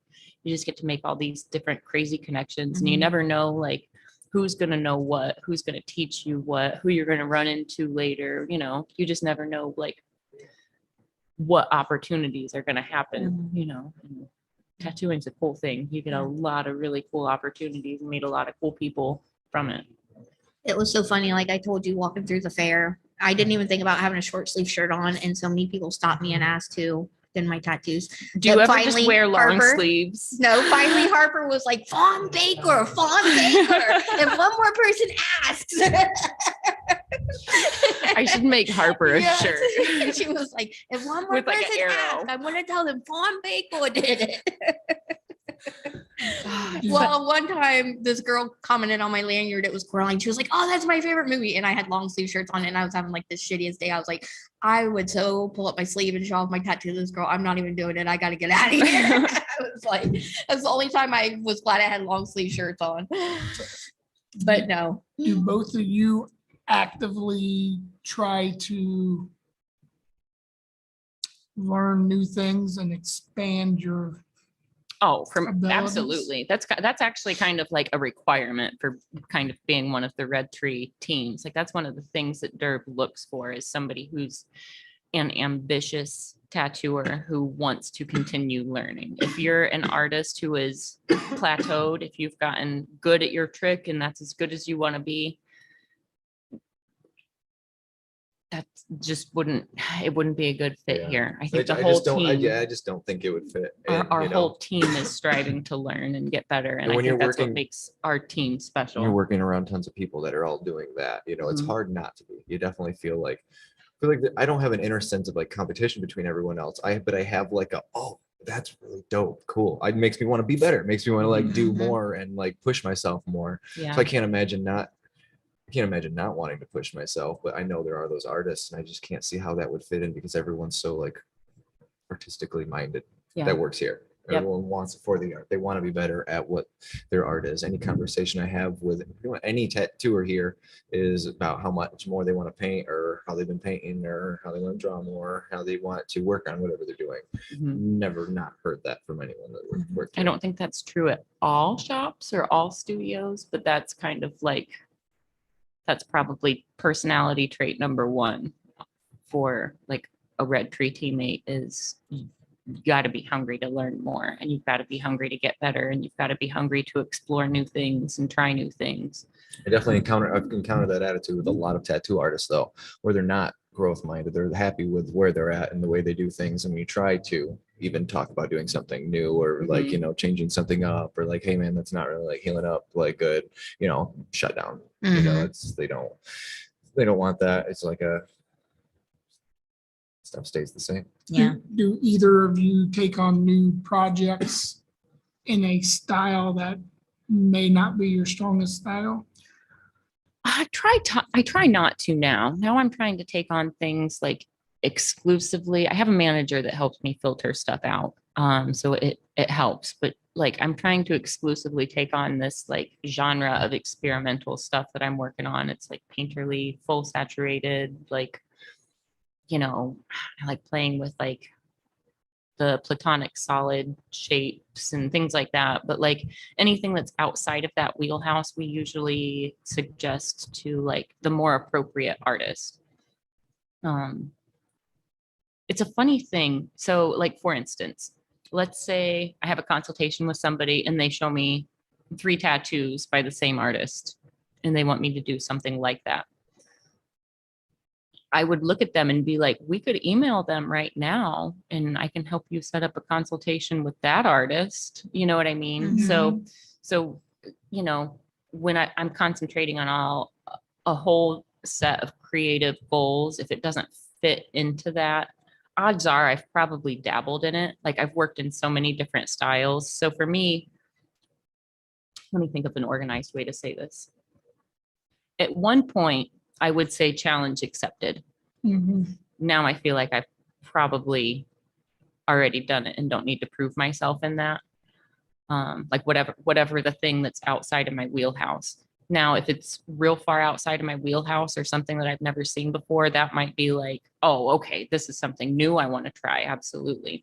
So I guess it depends on which direction of outside of the wheelhouse it is. If it's something I've done over and over again or something that I concentrated on a few years ago, I'm probably going to pass or maybe coach them to like do it to tell their story in like my current style. Mhm. Or if it's on the opposite end of the spectrum where it's super cool and something I'd never thought of before, that's where like I might be challenge Right. accepted again. Yeah. I think I pretty much agree with all of that in that exact same way. Yeah. Yeah. I think, I mean, in my own words, like I really don't.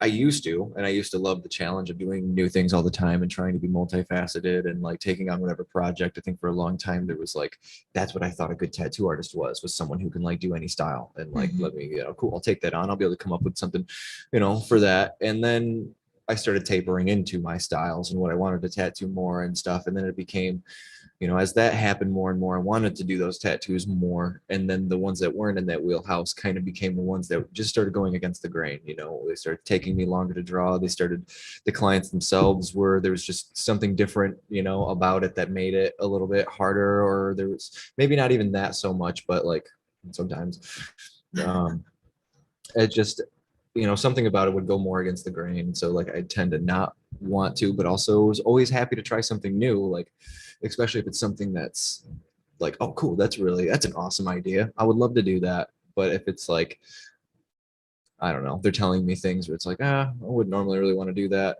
Like a And, I Taz don't- with a if I- barbed if I- wire? Yeah, like if I don't find it interesting, you know, Yeah. like if I'm not gonna have fun tattooing it, I'd Mhm. rather not tattoo it because Mhm.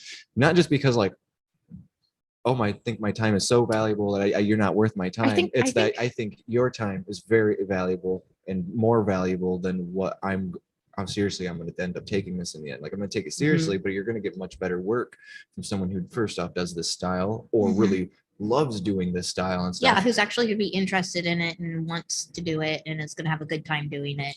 And One of my criteria like nowadays. I would never want to do that to someone and take on a piece where like I'm not happy doing Yeah. it because I can't Mhm. imagine the feeling of having a tattooist do a tattoo that they're not totally feeling. Yeah. And I would never say yes to something that I'm not totally feeling, but I'm not feeling. But I think there are times that I take on pieces that like at once in a great while that like aren't in my wheelhouse, but I more like the person and I'm like, cool, I'll do that for Mhm. you. Or it's like, okay, I can still like, this is one we can do pretty easily. Like, cool, I can make this happen, be happy Mhm. about it. Mhm. So that happens sometimes, but I try not to get into pieces that are going to be too far out of my own Mhm. wheelhouse, just because like, even if I know I'm super capable of it, like, cause I still do it. But at the same time, there's like this flow, you know, or it's I Mhm. know how I'm going to work on my tattoo. I know how I'm going to gather references, or I know how I got this flow of how I normally do things. And so sometimes like, it's like, oh, cool. Okay, I'll try that new thing. I try it, then I realize, oh shoot, it's 18-hour drawing, as opposed to like the normal 4 or 5 hours that I do. And then I'm like, shit, you know, I planned on doing this tonight and in the morning. I should have started this 4 days ago. I didn't Yeah. realize that this was gonna because I don't know how to expect my end Mhm. result. I don't know how long it's gonna take to draw. I don't know how long it's gonna take to tattoo. So like there can be those things, but those are all things I can overcome easily and then still do, but they can be a little bit against the grain. And I'm really happy where I am in my career where, you know, there's enough to go around for the clients for other tattoo artists. And there's always someone better suited. And I'm not in a position where I need like the money that bad or Mhm. anything like that to put someone through that. Yeah. Or, One of you my know, criteria nowadays. when I was more broke and not making money, I definitely took on a lot more of those because it's like I need to make rent Yeah. this month, so I'm going to take on anything. Yeah. And like I do like those times because like it taught me so much about tattooing. It taught me how to tattoo in so many different ways. But I feel like there's a time where it starts to taper more off in Mhm. a tattooer's career where they want to do what's just Mhm. in So, their warehouse. One of the criteria for the projects that I take on and like how I guide my consultations is I want it to be a tattoo that I would be proud to wear. Like if you've watched a few episodes, you know, I talk about my collection a lot and I'm like, I'm incredibly proud of my collection, but I want my clients to feel the same way. You know what I mean? I don't want my client to have work that I wouldn't be proud to add to my own collection. Mhm. So that's I feel like with the artists that have worked on me, that's a pretty high bar that I've set for myself is to deliver a tattoo that I would be proud to wear. Mhm. And that may knock some things totally out of my wheelhouse where it's like, I mean, that's not even a bad idea. I'm just not the right artist. Like I'm not the I like will fret about a tattoo in my drawing phase Mhm. all day if it's something that I just don't think is going to look good, or if I draw something up and like I'm not happy with. If it's not something I tattoo on myself, or at least things cool enough to be a tattoo, like I do have this like standard for what I draw, and Mhm. sometimes some people come at me with those types of ideas, and I draw something, and I'm like this is not at par, or if it's out of my wheelhouse where I can't Mhm. even like achieve the piece that they showed me, you know, Mhm. basically. A lot of times they show you pieces that are like amazing artists in that style, and they're like, Mhm. do something like this, and it's like you've set the bar up here for Yeah. this style that I do not do. Like I can try and spend a long time and get, Mhm. you know, and get frustrated.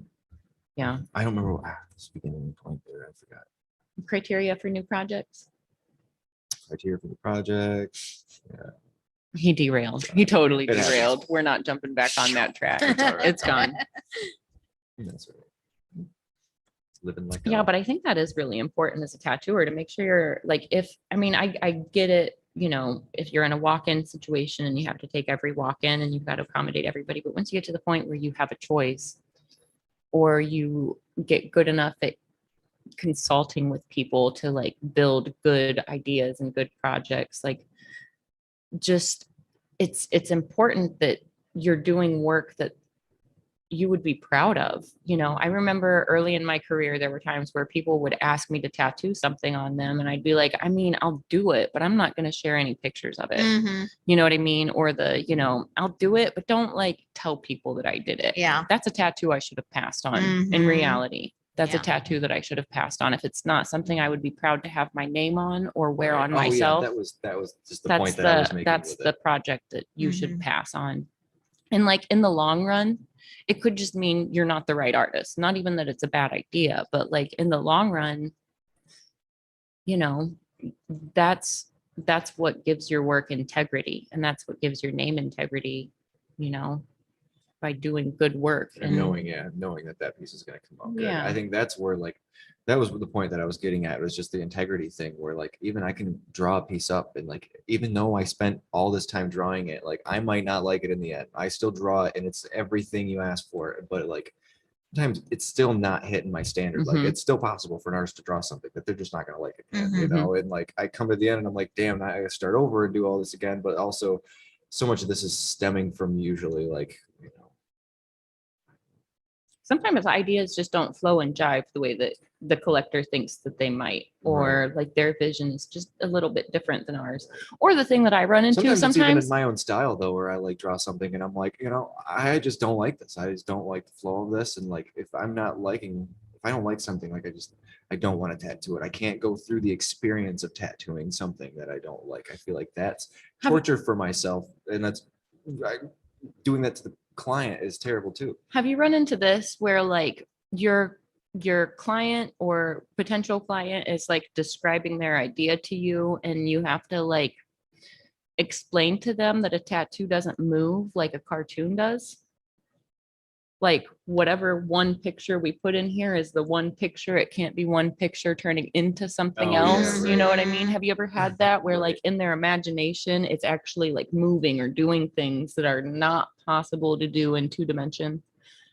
I think in different ways. I think for sure. I mean, exactly what you're getting at. I don't know, but I think we've definitely had people want things that are just not going to be really possible. Like Like the way I they hear want. you in theory. I can see like they give you like an image, like give you an image. Like I want this image, but like, can they be doing this and then having their arm up here doing and this you're and like, like that's this? not how the skeleton bends. And it's you like, can't do yeah, those things at skeleton one doesn't time. bend like that, and I do geometric work, and I don't know how to move that person like that. Like that's, Go that way. Here, let's pull it into poser and let me show you how dislocated Right. that skeleton has to Right. be to do these things. That's a good example of what I'm talking about, is where they'll picture it, but like in reality, it won't work. Like if it's the anatomy of the drawing, and you see that a lot where people will want like one arm doing this and the other arm holding a knife. It's like, where well, you just draw spaghetti. the noodle- anatomy spaghetti doesn't noodle all work weird like and just that. feel You like this is- can't hold that's this what you're and talking a about. shield and also be riding a horse with reins. And like, how many arms is this soldier supposed to have? Like, I understand the story you're trying to tell, but we need to tell one story Right. and We'll one start charging picture. per I'm arm. gonna tell all the stories. We can't but on the other arm. $100 a story. I like it. I like it. I like it. Well, we've been going for about 2.5 hours. You guys have any like super crucial questions you can think of? I think we've had a super rad, fun discussion today. Have we convinced you to get tattooed yet, Walt? No. Not yet. He's still waiting. Yeah. It's coming. No, I always like to encourage Walt because he doesn't have any tattoos, but yet, No Yeah. tattoos, no piercings. yeah, I feel like You shot down the UV idea. I Yeah. did shoot down the UV idea. It's Sorry. for the best. The inks are 100% unregulated. And I just can't There's- even imagine he doesn't want it to show up at all except for under UV light.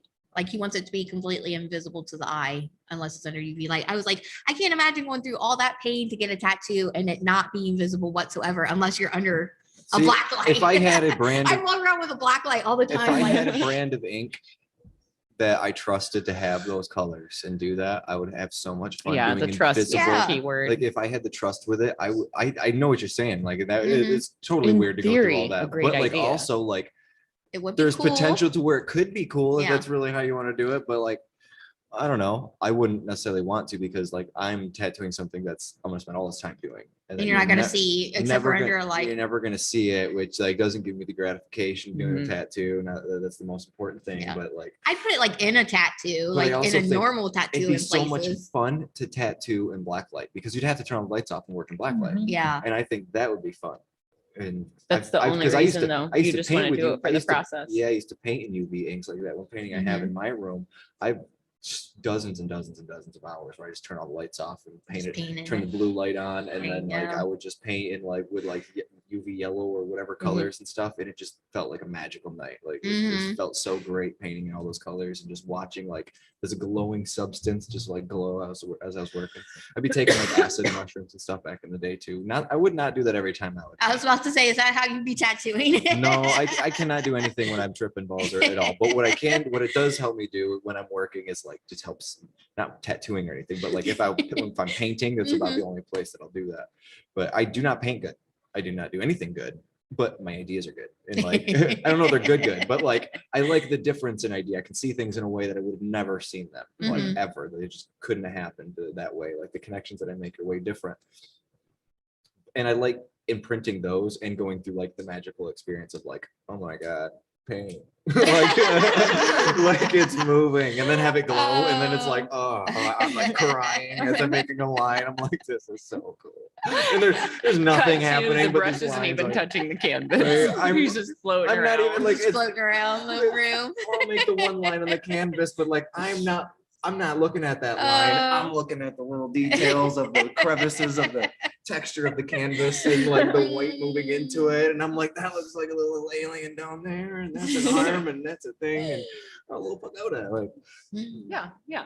It's just weird. and then like I'm not tripping, and then I look at it and I'm like, oh, I made one brush stroke. One brush stroke all night. I've seen a lot in that. I don't see it anymore, but I've seen it then. Oh, But what I would One do, mark. like in that painting is so like I knew I wasn't good when I would do that. So I wouldn't do technical stuff, but I would do simple things to try like when I would see weird shit in random patterns. So like I see faces in random patterns. I see whatever. It's like looking at a cloud when you see like a tiger or something. You're like, oh, that looks like a tiger. Oh, it's a tiger dragon. Oh, no, it's eagle. You know, it's like I'll see that, like especially tripping, my eyes do that like crazy. And so like I would try to like identify things and be like, okay, this is this, this is this, this is this, this is this, and start forming it into some rudimentary thing that I can remember what it is later. When you're not tripping. And then when I'm not tripping, I There go you through go. and detail There it the you fuck go. out and kind of like the painting that I have, if you look at these like hundreds and hundreds of faces that are everywhere and all these little things, most of those things were kind of mapped out. Thought of while you And were So tripping. things like ideas were mapped There you out, go. you know, in states, but then the actual execution of it was hundreds of While you're hours good. of sober. So Uh, I feel like it's funny when people like, I think every artist is kind of like that involves psychedelics in their work, is people tend to think like, oh, you're tripping all the time yeah. when you're working. No, just when I was thinking of But the most of ideas. those artists, like it's like 90% of the time, if not more, is like the sober working Mhm. hard on your craft. Mhm. And then there's like the 5 to 10% of that was Tripping. the experience, Yeah. you know, Mhm. that got you to make the painting, whatever kind of experience that was, whether it was psychedelic trip or it was a hike you went on. Mhm. yeah. It's funny. I think a lot of people are under the impression. I mean, I talk about it on here enough, so I think our viewers, but like some of my clients are You're under not the tripping when impression you that I draw trip that? all the time. You look like Like- you're tripping when you drew that fun. Not once. Not one time. That was That's part of what I all- love about I mean, a painting, lot of though, is like weed, you just but- don't know. It's ambiguous unless you said Yeah. that. Like no one would know. Doesn't really matter. Yeah, you'd think that I was on something, I know. especially with that orange pink oil. That's slick just kind of you. sheen. That's just you. Yeah. I would have but- thought that you went on a walk on psychedelics somewhere, and that was what you imagined. Yeah, I think it's been over 3 years since I've done any psychedelics, other than that time that we microdosed out in Oregon. Yeah. But But I'm knowing you, definitely I know you wouldn't overdue. do that. But like when I met you, you know, when I first seen your art, I think I expected a lot more psychedelic. A lot more tripping Yeah. than what, Yeah. what I've seen. Well, that's- I thought there'd be more tripping. Yeah. I feel like I'm an unusual kind of insomniac because like I like start drifting into dreamland before I'm fully asleep. So like the dreams start happening and like the fractals start happening and like the scenarios that may or may not make sense that starts happening while I'm still like clearly conscious. And like sometimes that's why I can't go to sleep, because I'm dreaming while unconscious. And like, so I think I'm just very in touch with the make-believe realm, or the, I don't know, the realm where we can just pull pieces. Maybe it's surreal. Maybe that's the word that I'm looking for, where we can just pull pieces from different realms, like just like a dream state, and I love smash them together I and love they hearing work. about those dream states like that, or like it's really rare for me to talk to other people that have like that experience that, like that before you, like I mean lucid dreaming in general, but like that conscious, that point, like when you're going to sleep and the images are being made in front of you and you're more conscious of that, as Mhm. opposed to like trying to go to sleep, thinking thoughts, I'm gonna sleep at some point and then I wake up. Mhm. But then there's the other thing where you're like close your eyes and maybe you're trying to go to sleep, maybe you're watching, you're in the back of your eyelids or something like that, and you start to see colors and things start to form, as your mind shuts down, Mhm. things start to form, and you stay conscious of it and you watch things form in front of your face. To me, it's the most magical thing that my brain can create. Mhm. When it's happening, it's so cool. I just love it so much, because I'm like, holy shit, my brain's really creating a whole world in front of my eyes. And like Mhm. part of me like could move my head. I just keep my eyes closed and stay steady on that. Another part where I could start thinking more thoughts and all of it could disappear. Mhm. Oh, my eyes disappear, it's all gone forever, until I close my eyes again. But like usually I feel like it's almost like a meditative state you get to when that starts happening. You start falling asleep. And like I'll see, for me, it starts getting in perspective. It'll start with like color splotches. If my eyes are closed, it's infinite amounts of colors. Even right now, black, but I know that black's not black. It's purple. It's everything. It's like oil slick. That you just watch and pay attention to that, and then I'll start seeing like depth. Those colors and the blackness. You start seeing small ones, big ones, and stuff. So then you just start like expanding, and you're like, one over here is turning into something. One over here is turning into something, and then the plane will happen. Like a plane will happen. And I'll see like ground or something, and I'll start to get a sense of ground and distance, and I get the sense of like horizon line. When the horizon line happens, that's when things start happening. That's when like, oh, maybe there's trees. Maybe there's a So house. Maybe there's a house. Salvador Maybe there's Dali something. has this. But it all happens before I go to sleep. It doesn't happen every night, but He like had I feel this- lucky when it does happen. Mhm. He had this It's routine wild. where he had like a specific chair, and he'd like set himself all up in it when he was like preparing to paint, and he was daydreaming about ideas. But he'd sit in this chair, and while he was sitting in this chair, he'd sit in like this comfortable position, and he'd have a key in his hand, and his hand would be hanging just over the arm of the chair. And he'd close his eyes and he'd play in this like imagination land, this like just before you fall asleep land. And then so underneath his hand on the floor, there would be a saucer, like a little tea saucer, like a little plate. So he'd hold this key, and as he would drift off, concentrating on that dreamscape, the idea was that his hand would relax. He would then drop the key would hit the plate would wake him up, so that he would, is the moment he drifted off into dreamland, he would wake up immediately, so he could then pull those crazy connections, like you were just saying, right so away he and could start to literally sketch that pull stuff those down or crazy something. connections into his paintings. So it's nuts that like being in touch with that dreamland, it's like sometimes I think that is the psychedelic. Like when I do psychedelics, I feel like it's like you're kind of in touch. it's pulling me into that dream world while I'm awake. And sometimes it's more intense, like it's all coming at me faster, but it's still the same realm. You know what I mean? Would you give that realm a name? I've heard some people call it like the imaginal. The imaginal. The imaginal realm. The place where the mind creates things. It can be as real as your mind can create. So as real as any dreams ever happen. But it is that, it's I mean, it's another world that our definitely mind an creates, but we're imaginal also realm. like the most. Yeah, it's just like another word. You could create whatever word you want to really describe it. I'm wondering if there's any word that you would describe that realm as. I don't know. It's funny because I kind of try to describe it, because like even when I'm awake and conscious, it's like even while my eyes are open, there's a whole nother screen of things that are going on. Like there's Do you get that this when you look screen at, like, which a is here, but there's also like this my own augmented reality ether that's screen happening of, all the like, time. Connections in the air and Yeah. things like that? I feel Yep. that. Like Like an Alex that's Gray all painting. the time. Like Yeah. the air looks like a fruit if you were to see the inside of a fruit. Yeah, that's there all the time. And it's like I can tap into it or I cannot pay attention to it, but it's there all the time. Right. Like there's this layer of imagination on Like, top it's of not reality. emptiness, it's ether. Or is it the other way around?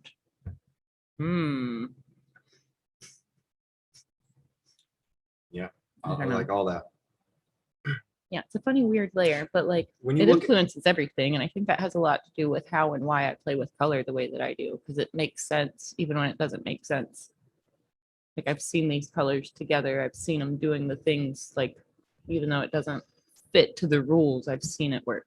Mhm. Maybe not in this reality, but it works. I think it's what gets me so excited about colors is the fact that like it's what it takes to create reality with light, you Mhm. know? So it's like when I'm painting and things, I feel like it's like the most symbolic representation of creation. Or when I'm painting or like even in that dream state, when you're watching something create in front of your head and you're doing painting in your brain, I feel like anyone's capable of it. It's Do you just a guys matter have of, like a visionary playground like that? Do you? Mine's most. That's what I'll mostly- call it. My visionary playground. Yeah. I'm gonna go with the Mine's triggered by audible. You get some like Triggers. synesthesia. Yeah. The best way I can describe it is Fantasia. Have you seen Fantasia? Absolutely. Like I hear stuff and You see like It- flashes of color. yes, Mhm, shapes. mhm. Nice. When I was a kid, numbers all had colors. I remember, like back when I was learning how to count, there's so many different colors because there's so many infinite numbers. And I had trouble remembering numbers. Like if the teacher would ask me number 6, I would be like, well, that's kind of purple. And she'd be like, So I'm What sure are that's you stuck talking as about? as like a young age. You that being like trained and imprinted into your Mhm. head might have always created this weird synesthetic connection, Mhm. maybe between like numbers and colors. So even when you get this sense of colors, maybe now like when you like talk about numbers or see numbers or something like Yes. that, like you may if 6 is purple or something like that. You see 66. There's this sense of like purple or something. yeah, my favorite number even still You is, see a 6 and taste grape Kool-Aid. I taste purple. my favorite number is 44, and it's only my favorite number because of the color orange it is. Okay. Like the number itself, I don't feel any association with, but the color that I see when I see it or hear it, Uh-huh. That's really interesting. That's really cool. which is like a tangelo orange. All right. All right. Okay. I Yeah. like that. That's all awesome. That's cool. I definitely experienced Interesting. some crazy synesthesia, but not with like numbers like that. That's cool. That's pretty Music- neat. Yeah. Music does it. to me a Music lot. gives me hardcore synesthesia for sure. I'm very visual with music when I'm listening to it, and the more I like it, and the more I know it, the more I feel like I like it and I know it because I've created a visual realm with it. And like there's some bands that do that more than others, but like let's say like Tool. I listen to Tool. Mhm. Like I'm a huge Tool fan, but like No, they're for me, it's- deliberately playing with synesthesia. They Right. want It's people got that this- don't it's got experience this thing to synesthesia where, to like, when I listen to their experience songs, synesthesia.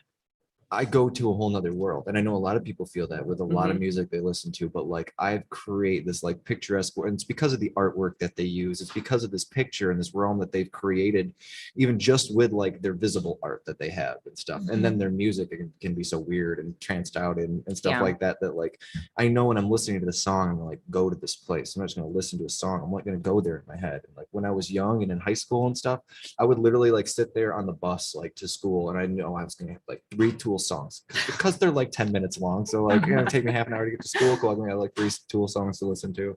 I just like put my head down like this, eyes closed, and I would just trance the fuck out and like a whole like realm I would go to listening to that music, and it put me there so good. Like if I didn't have that in the beginning of the day, it felt like a drug. I'd be like, my whole fucking day is off. Like Mhm. I need to listen to those 3 Mhm. songs.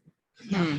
And if I only got one and someone tried to talk to me, I'm like, Get the fuck out of my face. you got you got you 2 got- more songs. yeah, you got 2 minutes because that's a whole song. That's how valuable this conversation is.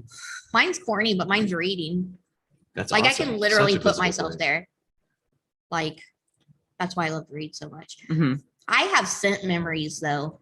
Does anyone have like scent That's such a memories? strong one. Yeah, Like you that's- smell Oh, a yeah. scent. Like every single scent has a memory to me, Yep. unless it's something I've never smelled before. Definitely. Like every single scent in the humans world. have a really strong Scent's my number one memory memory. connection to fragrance. Yeah. Mhm. Like I could be somewhere and being there would be less of a trigger of the memory than me smelling something Mhm. that was there when I was there. Right. Scent and taste are the Okay. Yeah. like the biggest memory triggers Hell yeah. I have. Yes, scent is a big one for me.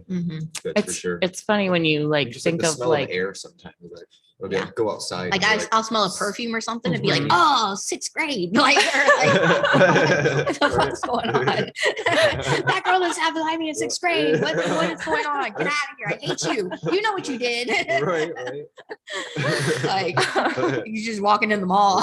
Pine trees. Want to beat the shit out of somebody because she smelled like the girl beside you in sixth grade. oh Like, man. It's crazy. Oh wow.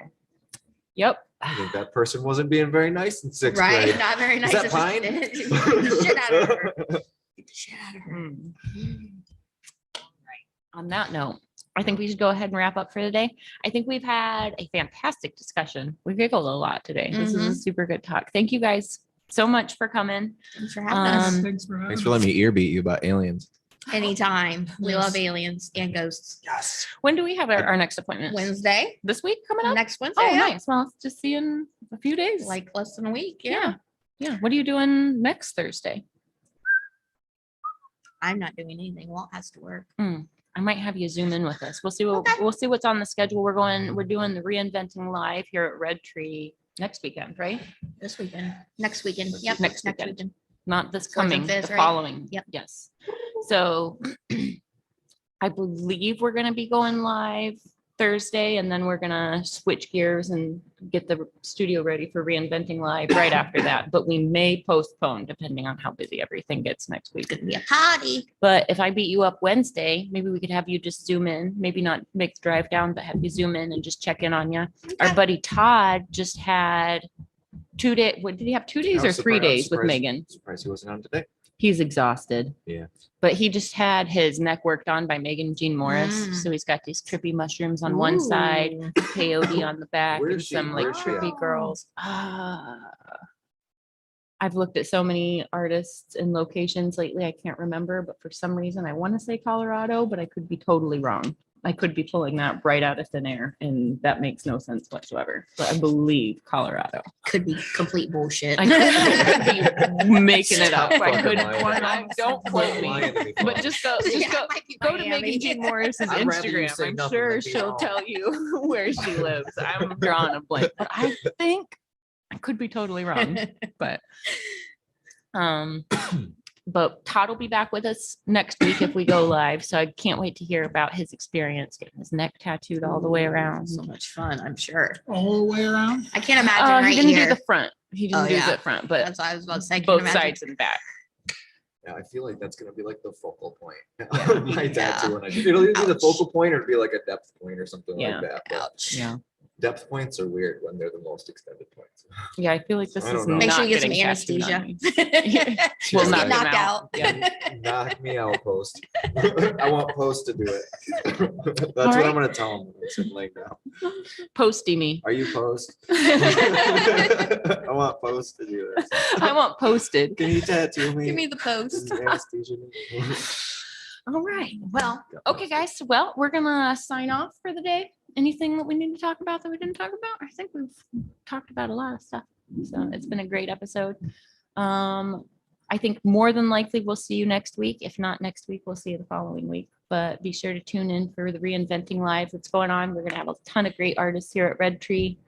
I'll probably be going live all weekend on at least, I'll probably have an iPad in the corner just kind of streaming. So if you want to check in on our Instagram page, on the Tattoo Collecting Podcast Instagram page, I'll have all kinds of extra material next weekend. So Like with that. that being said, I like that. we'll see everybody next week.